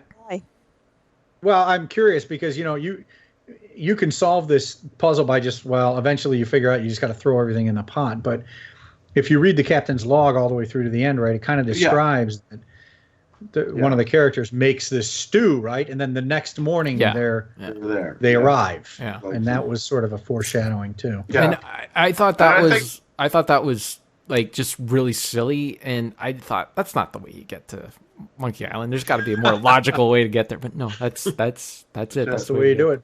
Like some voodoo spell. But like once I read the captain's log, and then once you actually get a recipe, you're like, okay, that's what it is. I have to either feed my crew this or something, and then something's going to happen. You're going to, Right.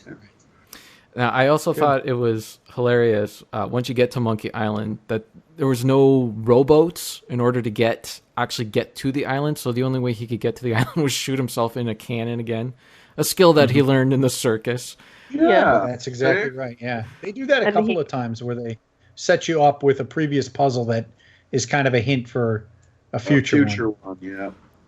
And then once you get there, the first thing that's there is your rowboat. But it doesn't have any. No, it doesn't have any oars. You have to find the oars. Yes, I just don't see why he couldn't have just sailed his boat a little closer. Maybe it was really shallow. Maybe it was really shallow. Yeah, it's shallow. You don't want to wreck your boat, man.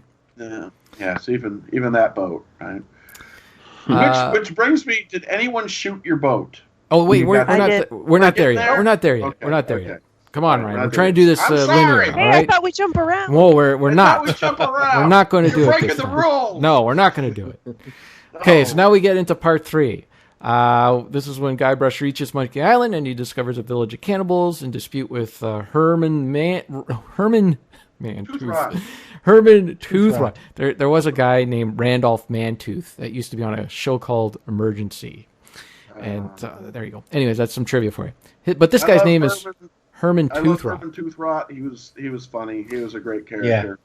Especially when you find his old castmate who's like hanging from a tree. He's just like, Yes. oh, how did he die? How did he explain he died? He was trying to hang A swing, a swing, and a tire swing or a rope swing or something. A rope swing, and he died. I also liked He how lost weight. I also like how That's good. Herman Toothrot really didn't have he didn't really need to be there. He was just kind of color for every scene that you walked into on this island. Yeah, he Like just you walk into an walked in. area and you'd be like, "What's going on here?" And he would just come in and just start telling you some random story.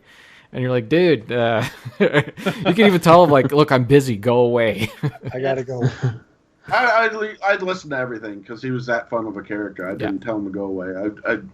Because at first, I think when you first meet him, you have a short conversation, and then every time you meet him after that, the conversations get longer, and then you finally find out about like the banana picker and whatever all that other stuff, and that's when you. Oh, get that's your right. mission from him. He was important in that part where Yes, he was he gives- holding the key to monkey, the monkey the head. key to which Key is to the monkey head. right, which is a giant Q-tip for the. Yeah, That was funny. that was great. funny to me. Okay, so the first thing you need to do is you need to get some oars for this rowboat so you can access all areas of Monkey Island. In order to get the oars, though, you need to find a couple of ropes to get down because the oars are a monkey threw them down a ravine, which on the map all it said was crack. Crack. And I'm like, what does that mean? Crack? What is this? And you go there, it's a ravine. So you could see the oars are down there at the bottom. And I could tell right away that I was going to need 2 ropes because there's 2 levels to get down there. Yeah. And so midway down, there is a stump that you need to tie a rope to. And there's a fun fact tied into this stump. So who wants to give us the fun fact for the stump? Come on. I will, because I remember this. Okay. In the original, is it this one? The stump. Yeah. Yep. In the original DOS version of the game, Guybrush can examine a stump in the forest. Upon doing so, the game prompts the player to insert a number of fictitious discs. The LucasArts help desk received so many calls regarding these missing discs that the joke was subsequently removed from future releases of the game. That's pretty brilliant. Now, I remember this joke, okay? Yes. And I got to tell you, I mean, Did you call LucasArts, No, Eric? because here's why, right? I mean, they put the number. My recollection is they said insert disc 50 something. Right. Okay. Now, I don't want to make fun of people, but if you think that your box, because my box came with maybe 5 or 6 discs, I don't remember, and they're telling you to insert disc 50. Do you really think that you got to this point of the game missing 90% of the required discs? Yeah. So, I mean, you know, they can always invent a better, fool, right? But I think they gave the number was so high that it really should have come off as a joke. 50 discs is not, in 1990, is not, obviously not, you're not missing 45 discs. Well, maybe it was some kids or someone who's like Sure, really, sure. I know I shouldn't come off as too harsh, but I remember this joke and thinking, okay, obviously this is a joke. There's Little not 40 Johnny. missing.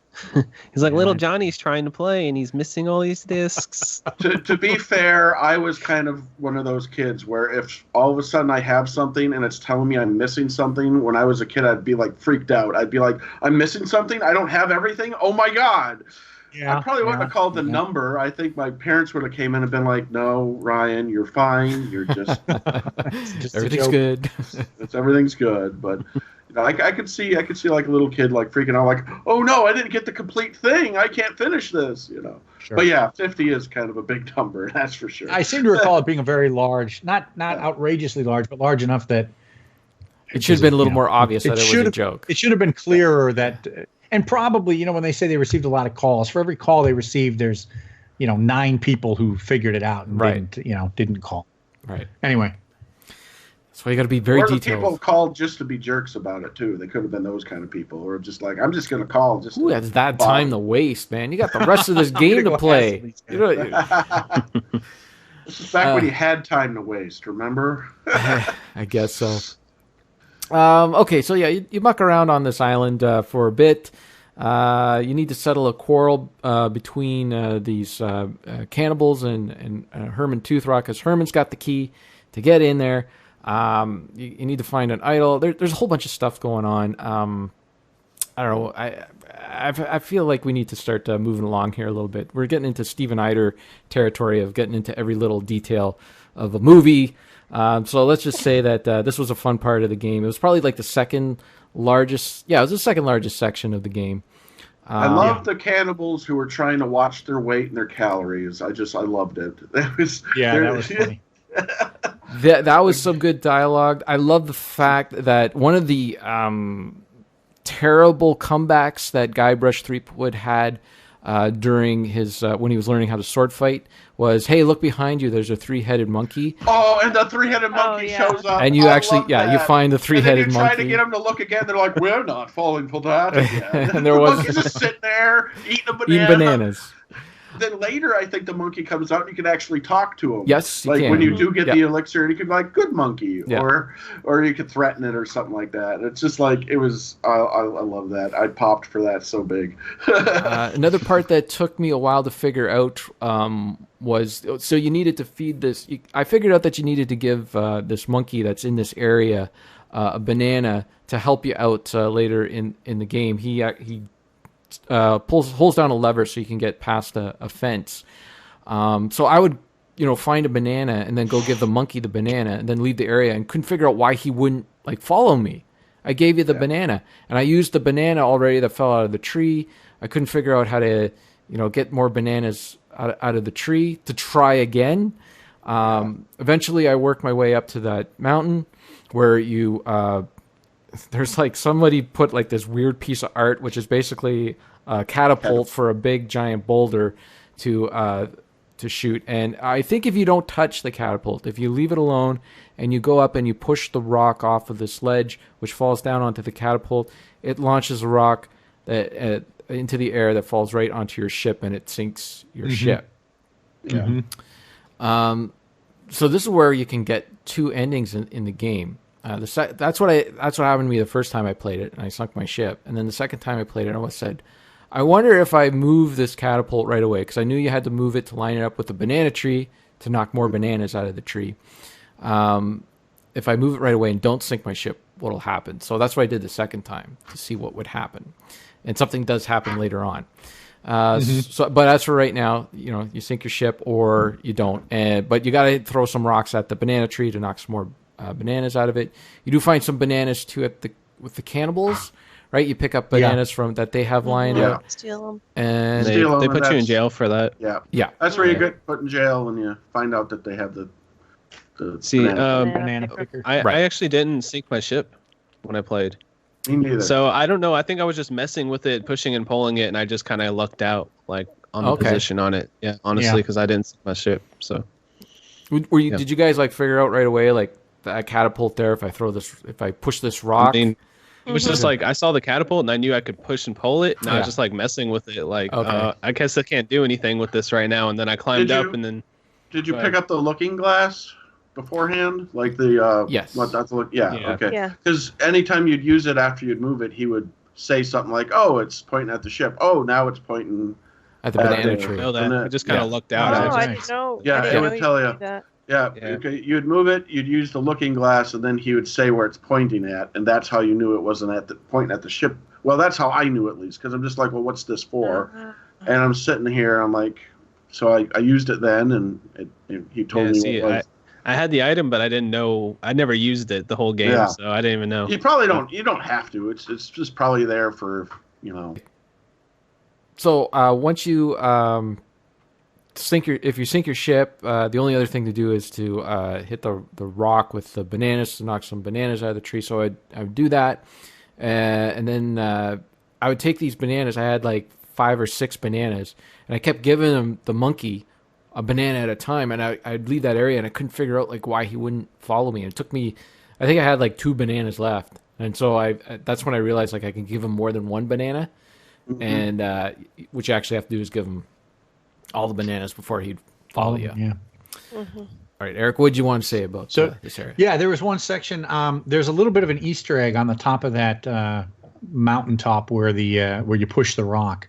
And I'm curious, did anybody discover it if you walk towards the right side of that platform? No. No, did. none of you. Okay. I almost don't want to reveal it. Melissa knows about it. And this is maybe the second big thing when I played this the first time that made me fall in love with this game. There's a little bit of an Easter egg there, and give it a try or look it up. They kind of poke a little bit of fun at Sierra, at the old Sierra adventure games, and I'm going to leave it at that. I was actually shocked when I first saw it. I'm like, no, you're not doing this to me, and they make a little joke out of it. The top of the Sierra Mountain. Like, does it have to do something with the Sierra logo? It's more. Well, I don't think it's even that subtle. It's more. Dang it! Now I got to go back. Yeah, I want. We can tell you after at the end. We can leave I'll this tell as you a guys little after. secret for our listeners. We'll make people play this game. Mm-hmm. And in fact,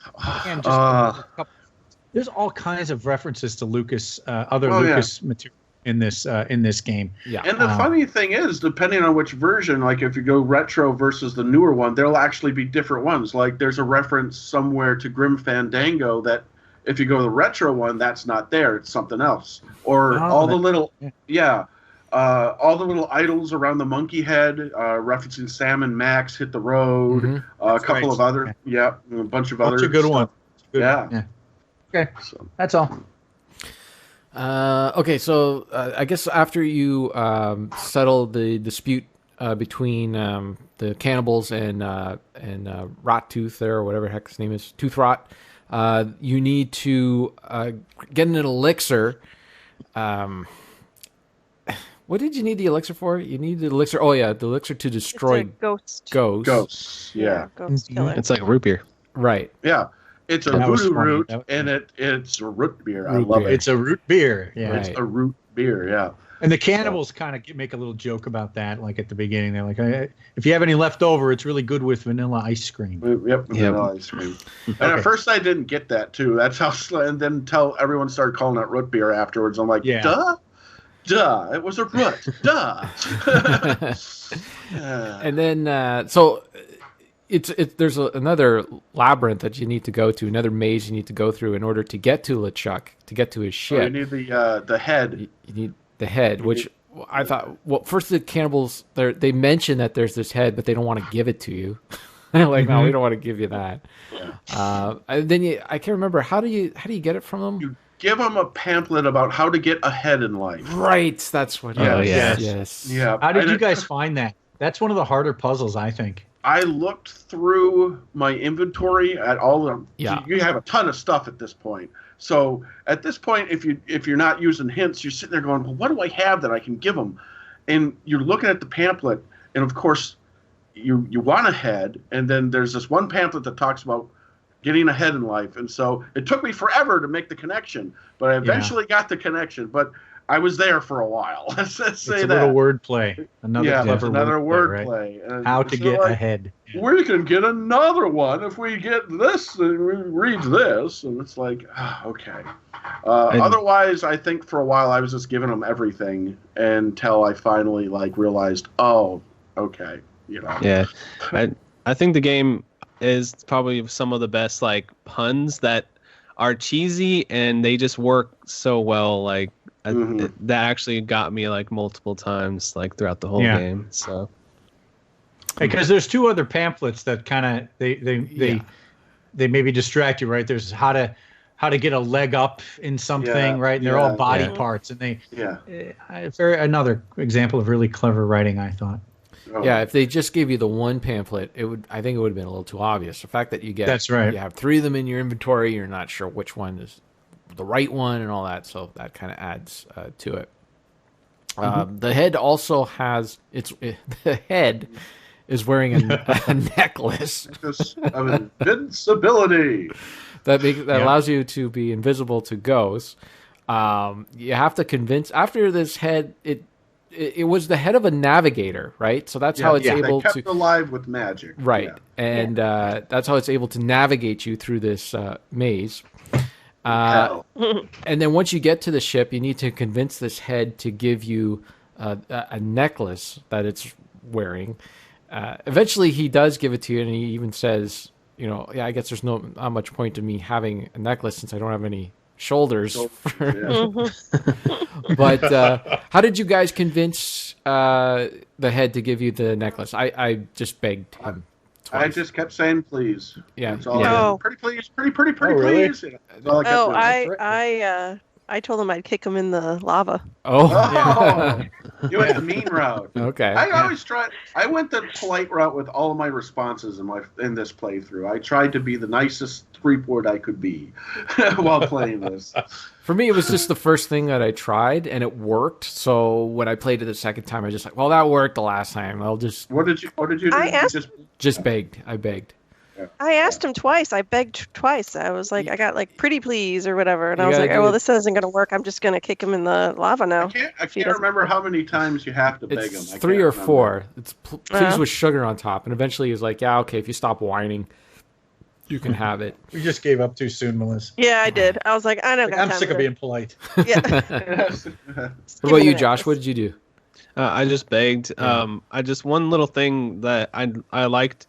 Well, I can note about this head is I did not really like the way they portrayed it in the newer edition. I thought it just looked kind of corny, and then you go to like the original like graphics and it just looks so freaky and awesome. And I just didn't really like the way they redesigned that head. I don't know. Yeah, it's one of the best in the with the original graphics. It's one of the best animations. Just it just looks so cool. Looking around creepily. I think it's the eyes in that new one that kind of turned me off. Like the eyeballs in the original one really look cool, I thought. Yeah. Mm-hmm.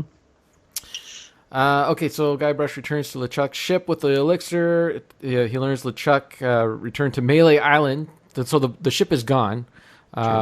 Wait, you get on the ship. Wait, hold on. I'm going too far. You get onto the ship. And then there's a bunch of series of puzzles you need to do on there. Yeah, that's to get the root. To get the root, right? That's to get the root, right? Yeah. To make the root beer, so you can. Then you make the root beer and come back. Right. So yeah, on the ship, there's like a squeaky door. They short-circuited all this, which I really liked. Right. Once you get the root, they don't make you walk all the way back. Right? Like, that was really nice. I like that. I was like, that's funny. Yeah. Well, that's what I was afraid of. Games drag it out at the end, Yeah, like I was worried that am I gonna have to remember how I went through this maze, but or whatever. No, it just takes you right back to the cannibals. So that was really cool. Absolutely. Okay, so yeah, now you got the elixir. LeChuck takes off. Now you got to go chase LeChuck. This is when part 4 starts, and part 4 is really just your end boss. You're just fighting LeChuck. For the people who sunk the ship, did your crewmates join you in talking to the ghost telling you that the ship was gone? Yeah, so this is where there was a change. So the first time you sink the ship, I think they die. Or I don't know, they drown or something because they don't show up again in the game. Oh, no, yes, they do. They did for me, and I sunk my ship. Okay, at the end? Oh, maybe they do. I don't remember. At the end, you want to talk about this now? Or? Yeah, go for it. So later on, they show the crew in the jail hut of the cannibals. Oh, like, that's right. Why do I feel like Guybrush has something to do with this? We need to go after him. And then they're like, but first we need to get out of this hut. And like that. See, that's right. I didn't sink the ship, so because they came and was talking to the pirate. They knew the dead pirate. And which again, Rob Paulson there did a wonderful job. His head kept flipping and stuff. And so they show up there, and there's some useless banter between them, basically. Yeah. And Threepwood's like, whatever, I gotta go. So, but yeah, then that leads you to this ending part, the very last part, where Threepwood kicks butt or whatever the heck it's called. But it was great. It was a short but great ending. Which leads, there is one thing, though, is if he still had that necklace of invisibility, why didn't he just use that to, sneak up to LeChuck and just shoot him with the root beer? Sorry, I'm putting logic in this game, but for some reason that bothered You found the plot hole. That's it. I found a plot hole. He still had the necklace. That's he true. Still could be invisible. Yeah. But for some reason they didn't let you use it. Anyway, the ending. Proceed. Maybe the navigator head took it back. I don't know. I can't even remember if you still had the head in the inventory at that point. Did you? Don't think so. I think your inventory was cleared. Yeah. Okay. Yeah. Never mind then. Because there's really only one thing to do right at the end. Yeah. Hmm. Are we talking about I kept it? trying to do other. Well, I kept trying to do other things. Like, just for the heck of it. He gets to the chapel. He kills a couple ghosts and gets to the chapel using the root beer. So you tried to go into the like I tried to go into the voodoo hut. Like I was like just doing. And actually, when I got on the dock, I couldn't remember which way to go, so I went the wrong way. And he's like, "No, the church is the other way," and like it made him move the other way. Huh. I wasn't sure if there was like a time thing here or anything, which that was my concern too. Yeah. So I just went. No, it just kept yelling at me like, "I gotta get to the church. What are you doing?" And I was like, "Okay, I'll just go to the church. There's nothing else to do." Hey, Grand Theft Auto, get back to the mission. Or The Legend of Zelda, where Link can go and do a whole bunch of other things. And meanwhile, aren't you supposed to be saving the world? No, I gotta find rupees in the grass here. I don't have time. I'm gonna play with this cat. That's a Shenmue joke. Go ahead. And so pretty much you confront him in the church because he's trying to marry Elaine.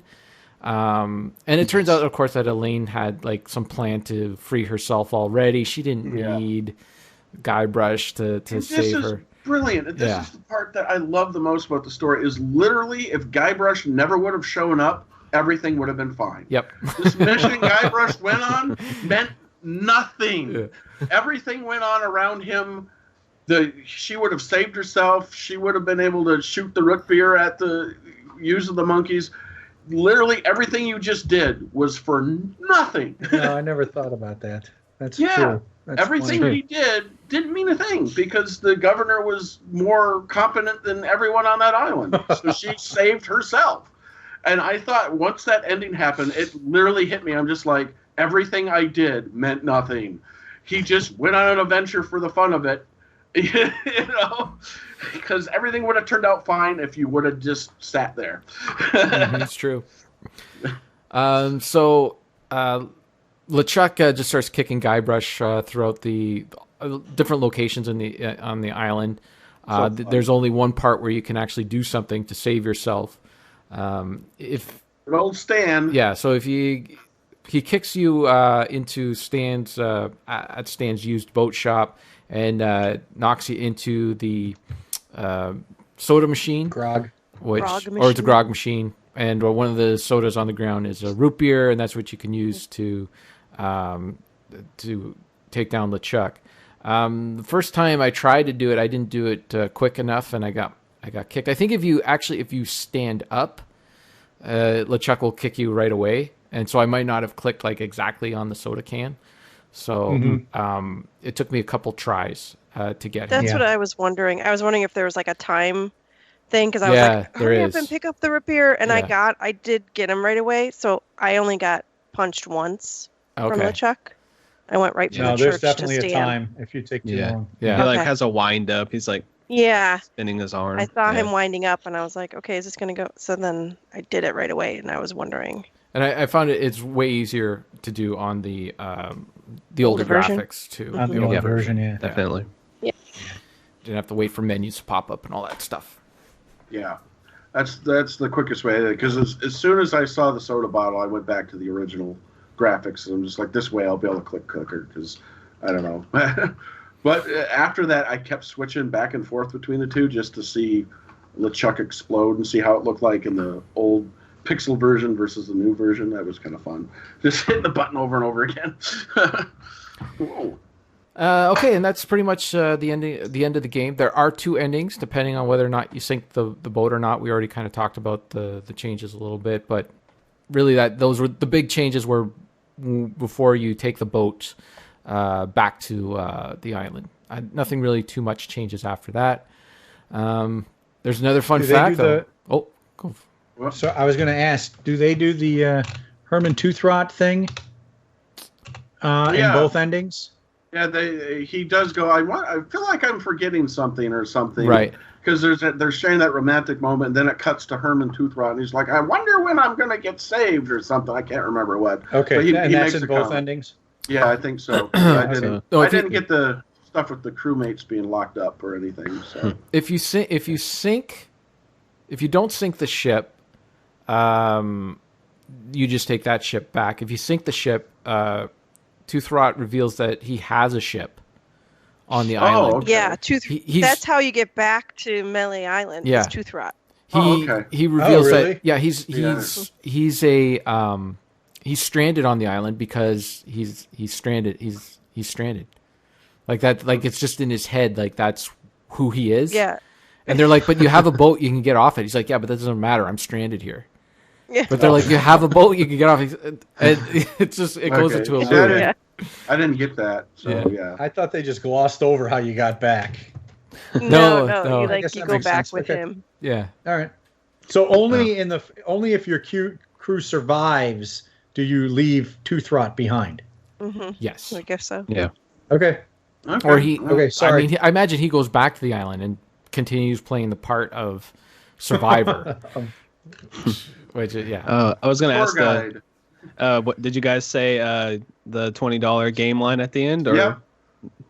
Never So pay no- more yeah, than right. $20 for a. Yeah. Yeah. I'm just like, yep, 20. that's the perfect way to end this. Never pay He's like, more than. I'm not sure why I said that. Yeah. Why did you say that? I'm not sure. It's like meta. that's- It was a meta Yeah. joke, as the kids meta say. Meta joke, yeah. Right. Nowadays it'd be never pay $60 for a video game. So we have a final. I guess we don't have a final one because someone added another fun fact after it. Who That'd added be the me. final? Was that you, I Ryan? did, yes. Oh, Yeah. Ryan. Okay. So I'll do that when someone wants to do the first one. All right. Josh, why don't you go ahead? Give us the Okay. the second to last fun fact. Second to last. Okay. The secret of Monkey Island is never revealed in the game. In the series' fourth installment, Escape from Monkey Island, the first not developed by the original team, a secret of a Monkey Island is given. The original development team has dismissed the secret, however, so the real secret of Monkey Island has never been revealed.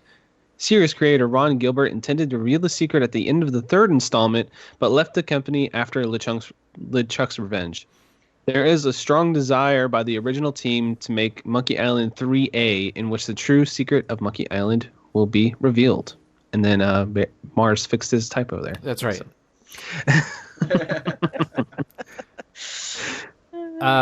So that would have been cool to find. Like, I thought that was kind of funny too. That there's like, it's called the secret of was Monkey the- Island. There's no secret. Like, what's the What was secret? the secret in the fourth installment? What did they claim it was? Did anyone know? I don't know. I don't know. I All think know is I that they owned didn't that like it. game. I never played it. Me You didn't neither. like it? Okay, I think I own it, but I never played it. So Yeah, we have it too, but we've never played it. I think it's kind of cool that it's a secret still, though. Like, Yeah, kind It's of better left unknown type of thing. maybe. Yeah. Yeah. it's one of those things where it doesn't actually exist. It's just people say it does, kind of thing. Maybe that's.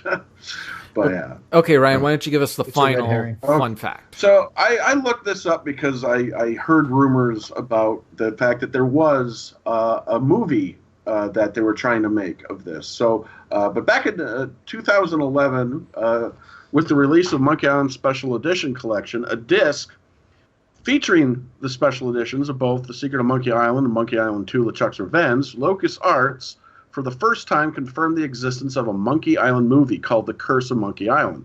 The script was being worked on in 2003. Included on the disc is a gallery featuring concept art of the canceled film, some of which have never been seen before, as well as a storyboard, including several new characters, locations, and concept to the Monkey Island universe. A full plot summary can be found on the Monkey Island wiki. Also, it is even rumored that the script for the Monkey Island movie was used as inspiration for the Disney's Pirates of the Caribbean movie. Wow. Interesting. So, a lot of people said that there was a lot of, Similarities? I don't know, similarities between the first Pirates of the Caribbean movie and the Monkey Island script that never got released. But yeah, so By the way, Ryan, I really enjoyed how you mispronounced LucasArts and you called it Locus Arts. And I said Locus? That is how I'm going to refer to George Lucas from now on. He is George Locus. I thought I said LucasArts. Oh, I liked don't it. know. I approve. That is Mars approved. Locus Arts. That's just me trying to read. That's just always me. No, it Anytime works. I read, It's beautiful. It works. works. He is George Locus now. I will call him that. George Lucas. I will call him that. Sorry. Okay, let's wrap this up. Let's just go final thoughts for Secret of Monkey Island. Well, has anyone played any of the sequels? Yes, 2? not yet. Have you? Is it only 2 that you played, Eric, or you played? What have you played? I played 1 when it came out. We played 2 as soon as we could after it was released, and I've played 3 again pretty quickly after it was released. We've owned 4 since about the time of its release, which I think is going close to 15 years or more now, and we've never played 4. We planned to play that one together. Do you remember that? Yeah, in like 2003, and then we never did. No, we never did. So I've played 3 out of the 4, and I haven't played any of the Tales of Monkey Island games, which are like a serial, what do you call them? Chapter-based episodic story games. I forgot about those. Yeah, episodic. Okay. Yeah. I think they're available on Steam. Would you recommend 2 and 3? Are they solid games? Yeah, 2 is a lot like 1, just bigger and better. The ending of 2 is a little bit bizarre, and for a long time it was like, where are they going with this? And 3, I don't have much of a memory on. I've only played that once or twice. But yeah, I definitely recommend playing 2 because I think it's often included with the special edition. You know, there's a special edition version just like there is for the Secret of Monkey Island. Mm-hmm. So those 2 definitely you could play together. And for the longest time, those were the only 2 that were out there, and they were the 2 developed by Ron Gilbert, who's the original guy. So I'd say definitely go play number 2. Okay. I know Chuck's Revenge. Richard was mucking around in 2, and he said it was better than the first one. He hadn't finished it yet, so maybe his opinion would change once it gets to that wacky ending. But yeah, it might. Yeah. After playing this, it does make me want to dive into the next one. Absolutely, me too. Yeah. Yeah. I'm thinking about playing it on the Xbox though. Ooh. Sorry. Oh, no! Why would you do Yeah. that? Well, No. it looks like I'm the Ow. only one here who hasn't played it on the Xbox. I mean, even you have, Mars. Come on. Well, I just did it for some Gotta go for achievos. those achievements. Yeah, that's right. Yeah. I feel like an adventure game it just feels wrong to play it on anything but a PC. It's kind of like real-time strategy games. Like it just doesn't feel right to play that on a console or anything. You're perfectly like right to feel that way. I agree. just adventure games just feel like it's always meant to just be on a That's PC, something like that. That's right. Well, like somebody once said in a podcast, I want to be comfy when I'm playing my games. So You can be I want a comfy. comfy chair. Just get yourself a comfy Sure. chair. Sit I'll back. play that. Yeah. Come on. Okay, so sequel. Would you recommend The Secret of Monkey Island? I imagine everyone's going to say yes. But let's just start with Josh. Josh, would you recommend Secret of Monkey Island? Absolutely not. It's the worst game I ever played. Bastard. That's it. You're off the show. Off the show. 2-man podcast from now on. No. Hey, he does all the social media stuff. We need to keep him Oh, on okay. for You're that. rehired to do the social media. That's it. But you're off the podcast. But yeah, definitely. Of course, it was like this is one of the few games where I laughed out loud. So, I like the fourth wall breaking, the little TMs next to all the places, like it'll say Melee Island Yes. trademark, little touches like that throughout the entire game. It's just so fun and full of personality and great writing and awesome puns, and yeah, that's worth playing. I hope that we actually do the sequel for a Quick Save Club like down the line. I would think that'd be cool. So yeah. Cool. Absolutely. Melissa, what about you? Would you recommend Secret of Monkey Island? I would recommend it. And I kind of agree with Eric. It's a definite like a replayable game, and actually our oldest is playing it right now on the Xbox right now as well. Ooh, on And the Xbox. She was going to be playing it while we were recording. Oh, so, okay. Well, Yeah. as long as she's playing it, I guess. I know. It's too bad it's on the Xbox, but at least she's playing it. I'm using the computer. Yeah, Eric's using it. You should have numerous computers. One for every child. 2. Well, we kind of Yeah, do. right. Ryan, what about you? Well, of course, we're going to say yes. I do have one question I have just for everyone. Is there anything you didn't like while playing this? Is something you would want changed, or is it all just a perfect experience for you guys? Is there anything? This I just game thought, is close to perfect. yeah, it was close to perfect. The only thing was the walking speed and the maps and stuff like that. Like, that's the only thing I would have to complain about. But Well, other than that, this game was Did you know that like if you click on the edge of the screen, you go a little faster. I found that out later on. Yeah. Okay. But, Yeah, Eric told me if he's walking slow, you're going the wrong way. Yeah, like if you click, you're pointing at something that's not. Yeah, you're pointing at something that's not like valid. Like, and so like that helped me a lot on the Monkey Island map for sure. Yeah, even clicking on, because the Monkey Island map plays a little different than the Melee Island app. Like the Melee Island app, there's certain roads that you can go down, whereas Monkey Island, you can just explore anywhere. You can go wherever. But if you click on a location, he'll definitely speed right up. Yeah. But no, pretty much close to perfect as you can get. I really wish I would have, given it more time when I was younger, back in the day when I first played it. But yeah, the writing is brilliant. Even the remaster, I love the voice actors in the remaster. I wish you could have took the voice actors and put it with the original version. I really wish. Only complaint. Apparently, you can do that in the second one. Apparently, that is an option in the second one. Okay. But because, like I said, they got top tier voice talent for that, and that was great. And it did kind of look more like they took the style and made it more cartoony for the remaster, which was hit or miss sometimes, depending. Like Josh was saying, like with the severed head, it just kind of looked off sometimes. Yeah. But other than that, this was just great fun. I laughed out loud a lot. I really enjoyed sharing it with my kids. They liked watching me play, and I'm sure they're going to play it sometime too. But just brilliantly written. The puzzles made sense. It was the first adventure game that I played completely through that I didn't quit out of frustration because I didn't get something, So yeah, it was good. It was amazing. Cool. Eric, you recommend this game to people? Yes, of course, this was my first introduction to LucasArts adventure games, and I became a huge fan after that, and all of their adventure games from this time period are fantastic, and Monkey Island was my first one. It'll always have a special place in my heart. I think the game is near flawless, and everybody should play it. Eric, can you tell them how many times you've played this game? Yeah. A lot. We've had this little argument. Now she's trying to embarrass me because I claim that I played this game. I'm just saying, why don't you tell them how many times you played it? And I claim I played this game approximately 10 times. 10 times.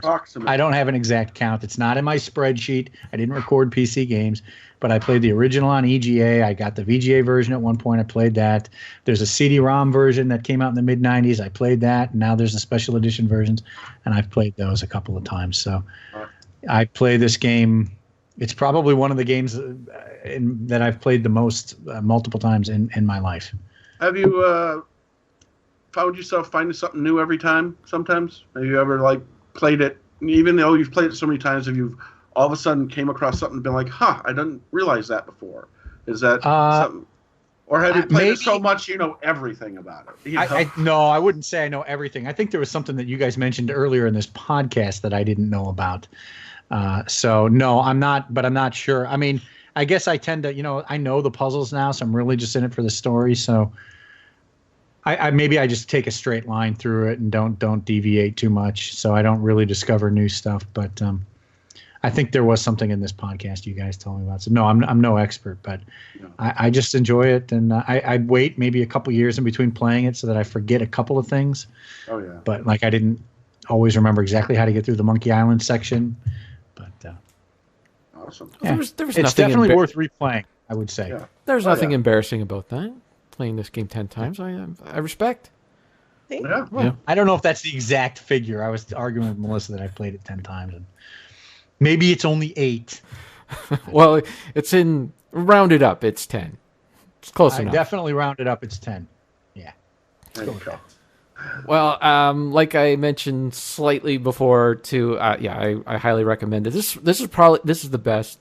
And this is coming from a Sierra fanboy. I played them all back in the day. Well, a lot of them. I wouldn't say all. There's a ton. But this kind of brought me to the point where I didn't know that point-and-click games could be this good. And I would say it's my favorite point-and-click game now. I liked how all the puzzles were logical. I felt really stupid every time I used that help button and thought, man, I can't do this to myself because, this game, it deserves to not hit that help button. There's, the puzzles are they're logical. They make sense on some level. So I just felt really bad every time I did it. I'm like, the developers put so much time and effort in these puzzles. I felt it was my obligation to solve them, the way they're meant to be solved and not used help.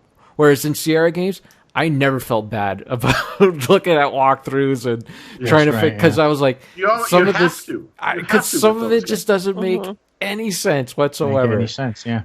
So yeah, this is the best point and click adventure game I've ever played, and I can't wait to dive more into this series. I think I might save it because it might be another quick, like the sequel will probably be another quick save club game, so probably should save it for that. But yeah. I was thinking after this is like, we haven't really had a dud yet, and I'm just kind of waiting to have a dud game. Like none of us it'll really happen. Like. Believe me, it'll happen. So far it's been really great games. We'll probably have to pick a console port over to the PC, because usually the bad games are on the console, not necessarily on the PC. That's probably the way it'll go. It's probably the route, but we'll see. Probably. Yeah. And then another thing, playing this game makes me want to play those other. How am I supposed to say it? Lucas. No, Luke. Now I'm trying to say it wrong. You said it right. LucasArts. Locus. See, I was saying Lucas, and now you're saying Locus. I just think you hear my voice weird sometimes. I do hear your voice. Yes. You have this filter that just filters my voice into weird, strange things. But it makes me want to try, Sam and Max, Hit the Road, Day of the Tentacle, all those other ones as well, not just the Monkey Island ones. Because those are all come from the same wheelhouse, the same kind of sense of humor, and I've never played through those, but I've always heard wonderful things about those series as well. And so I think that's a testament that it's kind of like a jumping on point for those LucasArts adventure games. And I think it's a good way to just dive into, that world. Day of the Tentacles are another really funny and very good. So if you're looking for humor, that's another one that I would definitely recommend. Now, that game it's a direct sequel though to Maniac Mansion, right? It is, yeah. Yeah, but I think Maniac Mansion is more of an old school adventure game. It's a little bit more obtuse. I think it's a little harder. I don't know how. I've never played it. I didn't get the sense that it was as funny. Day of the Tentacle is definitely supposed to be comical. Can you? Yeah. So you can play Day of the Tentacle without going to Maniac Mansion? You think? I did. Yeah. Okay. And I don't normally do that. I happen to do that. Right. I don't know what I'm missing. There's probably some references, but I think it's pretty well a standalone game. Okay. I definitely recommend it. Awesome. Yeah, the one I want to play that's in the same vein, and I've tried it many times but never stuck with it, was Grim Fandango. So I want to play that one too. Yeah. So Yep. Okay, well, that wraps up our Secret of the Monkey Island talk. We do have a couple of questions here from the community. Actually, the questions are about Secret of Monkey Island, and Steven Eider's got to point out every time he knows something obscure, whether it's an obscure game, obscure movie, an obscure piece of Transformer thing, he's got to let us know. So let's get that out of the way first. He gave us a photo of a Monty Python game, The Meaning of Life. I know of these games. I actually have a burnt copy of Monty Python's Quest for the Holy Grail, and they're point and click adventure games. And I played a lot of the Holy Grail one. I don't think I ever finished it. I think I got stuck in that game. I'm sure any game of Monty Python just makes complete sense and is totally logical. No, it's a lot of fun. I remember it being a lot of fun, and it's funny. But again, these games they're abandonware. They're out. They're not going to be on GOG or anything unless they get the licensing renewed. So until that happens, I don't think we'll be doing those games unless we go to start going to like those PC graveyard sites or abandonware sites. I don't know if we're ready for that step yet. Okay, but we do have a couple of questions about the Secret of Monkey Island. So first off, from Ramvox, at the Ramvox, he's got a question specifically for Eric and then another one specifically for Melissa. So let's do Eric's first. Richard asks, how difficult was it for the mighty Q-Dog to have a mouse in his hand but not make a spreadsheet? It's very, very funny. I'll answer it this way. I was using my PC to play Monkey Island long before I was using it to play spreadsheets. So when it comes to those two, I'll always go with Monkey Island Monkey Island first. The fact that you said that you play spreadsheets says a lot, Eric. Is that what I said? That's what you said. Yeah. You play. You could spreadsheets. have it. It's a Freudian slip just for you. By the way, Eric, Sarah and I have been spreadsheeting it up like crazy lately. We've got all of our music collection now in a spreadsheet because our phone apps have been failing us. So we got that in there, and we just did all of our DVDs and Blu-rays right into a Google spreadsheet. It was There you perfect. go. And you can bring that on the go, It's in your yes, we can both Google access account. it. It's all good. Yeah. Well, Excellent. I approve. made too many purchases out there and came home and realized we've already had the thing that we just bought at home. I said, that's it. Enough with these apps. right. We're going spreadsheet. Going full Exactly. spreadsheet. We're mighty Q-dogging it. Yeah, here you go. All right, I don't know how I got associated with this. All right. because you're the spreadsheet guy. Okay, so Richard asks Melissa, what's the minimum donation to have Melissa down a pint of grog? The grog that's in the game or real grog? I don't know. Well- It's not clear. We were watching a little bit of dodgeball earlier, so I'm going to say usually you have to pay double for that kind of action. Whoa, there you go. Oh, All right, that's a good answer. Pam asks the Quick Save Club, which of the 3 pirate trials would you personally excel most at? I'm supposing in real life. So I don't know who wants to take this one first. What would you excel at? So there was the finding the buried treasure, the taunting, and the sword mastering, and what was the other one? stealing. Treasure hunting. Stealing. Yes, stealing. I think I wouldn't be good at the sword fighting, but depending on how wily I'm feeling, I think I'd be good at insulting people.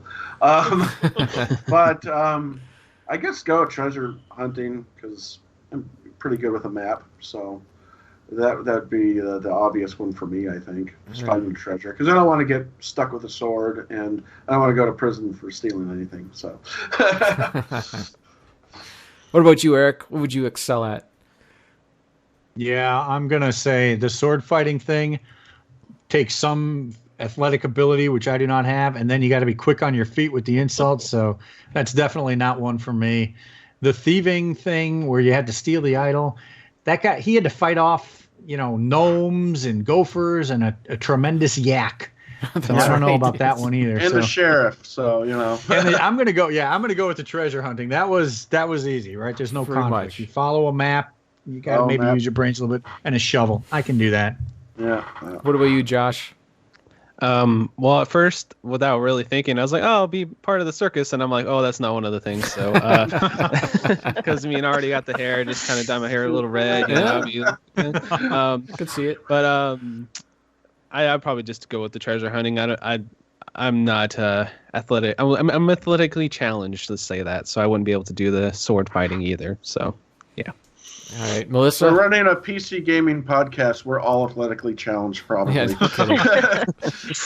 I think I'll round it out too with the treasure mapping. I don't know Wow. if I'd be clever enough for the comebacks. I'd be like, "Oh yeah," and that'd be about it. I'm rubber. You're glue. Yeah. I'm shaking. Oh my God, a 3-headed monkey. Well, I guess I'd have to do the insulting. That would be my thing. Especially if it was over Twitter, then I would have that locked down.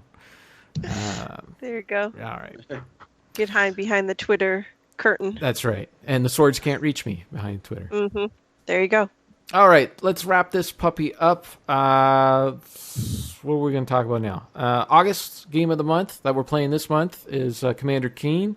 Apogee August. Yes, Apogee. That's right, Apogee August. I forgot about our. Oh, that's good. That should be our hashtag, Apogee August.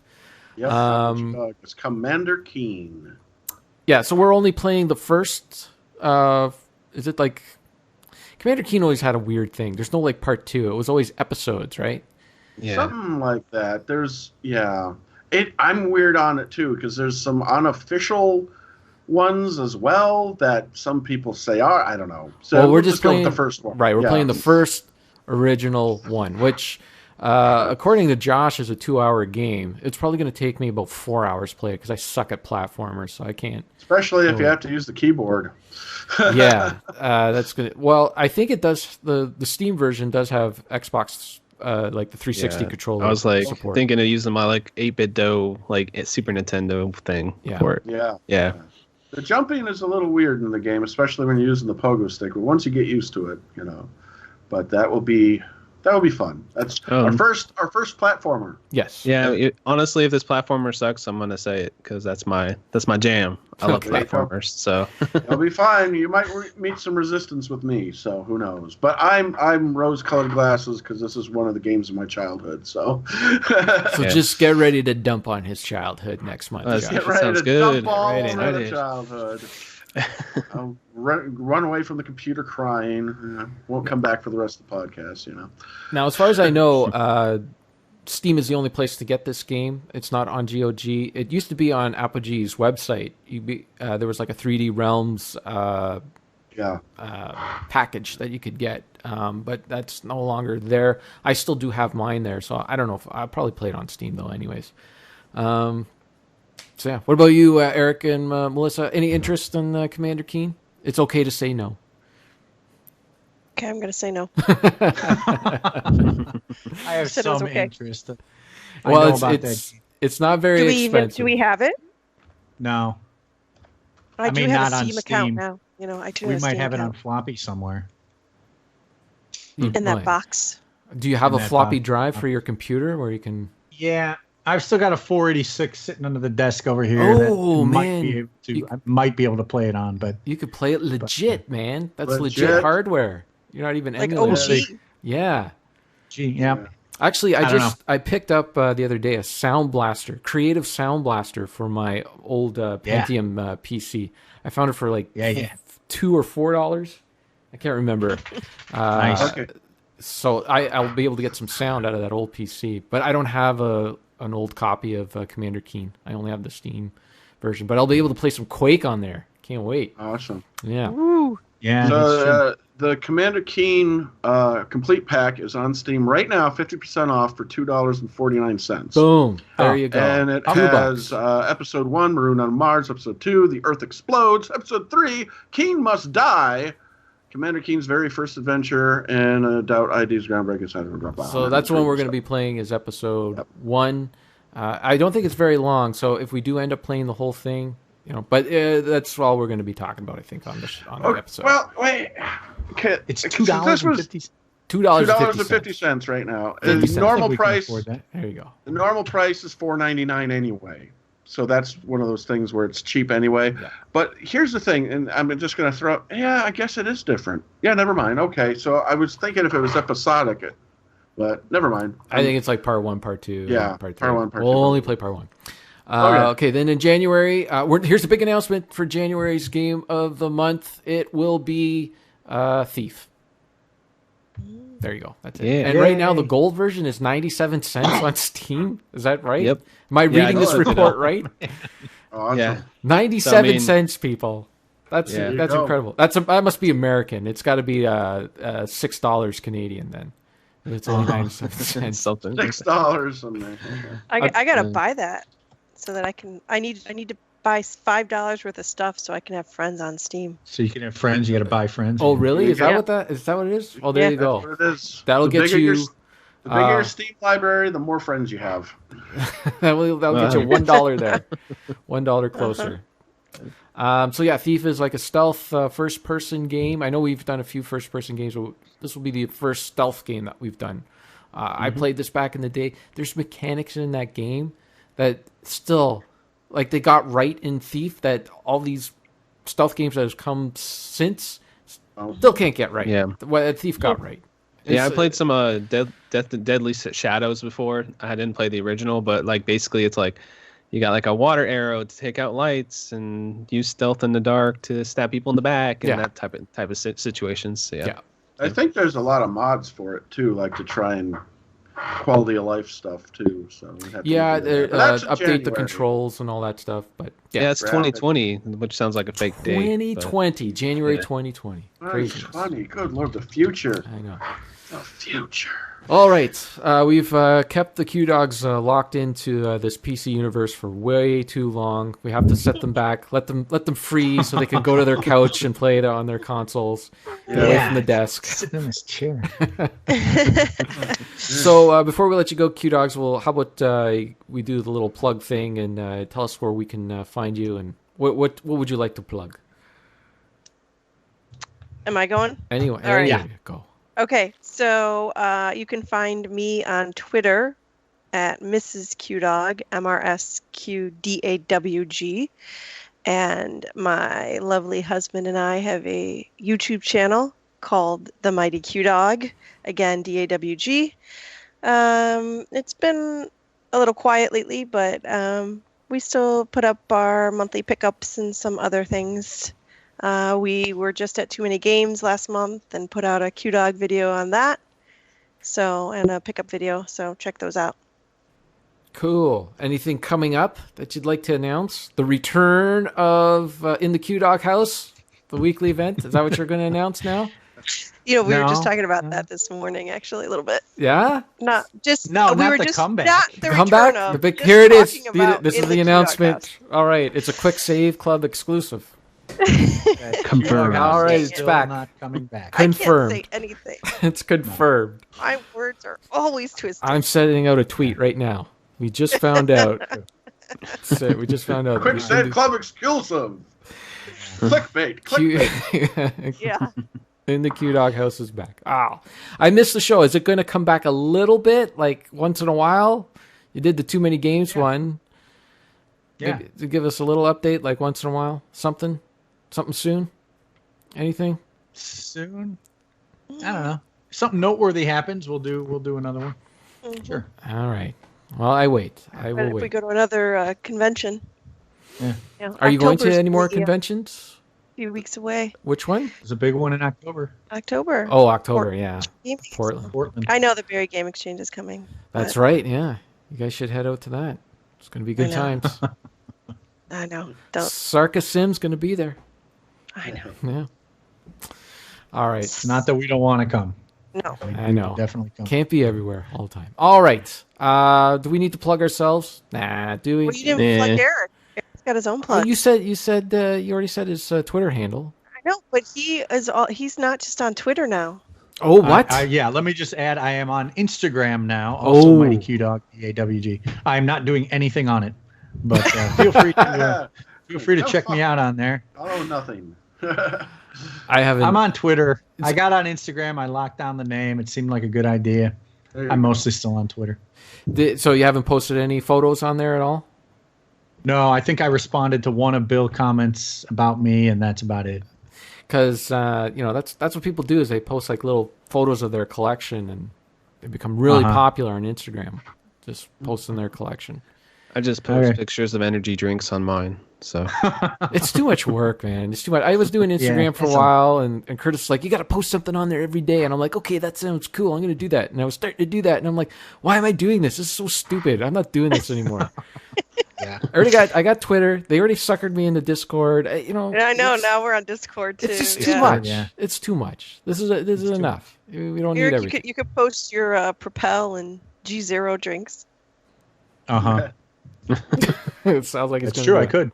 No, I'm not posting. All right, guys. Do we need to plug ourselves? Do you want to say anything? Anything else? at Quick Save Club on Twitter. There. All right. We got Discord. Retro Gamer Rantin at Twitter with no ing, just an N at the end. The We do have a Discord. Discord. Yeah, it's happening. We got the hashtag Ask Quick Save Club over there in the Discord, and you can do it on Twitter as well. Yeah. You can get your name mentioned on the show. How thrilling is that? Someone on a podcast is going to say Exciting. your name. Yes. People love it. Steven Eider loves it so much, he just sends random photos of games that he found to us. That's his Quick Save Club There contribution. you go. There Good you go. times. All right. I think that's it. We've said it all. So good. That's it. Well, let me Thanks for having thank us. you for having us on. Yeah, this was a great game for us to be on. Love Monkey Island. Thank Yeah. you guys so Melissa, much. Kevin, nice meeting you guys. First Yeah. time. Yeah, you too. I know. Good first time on a podcast together.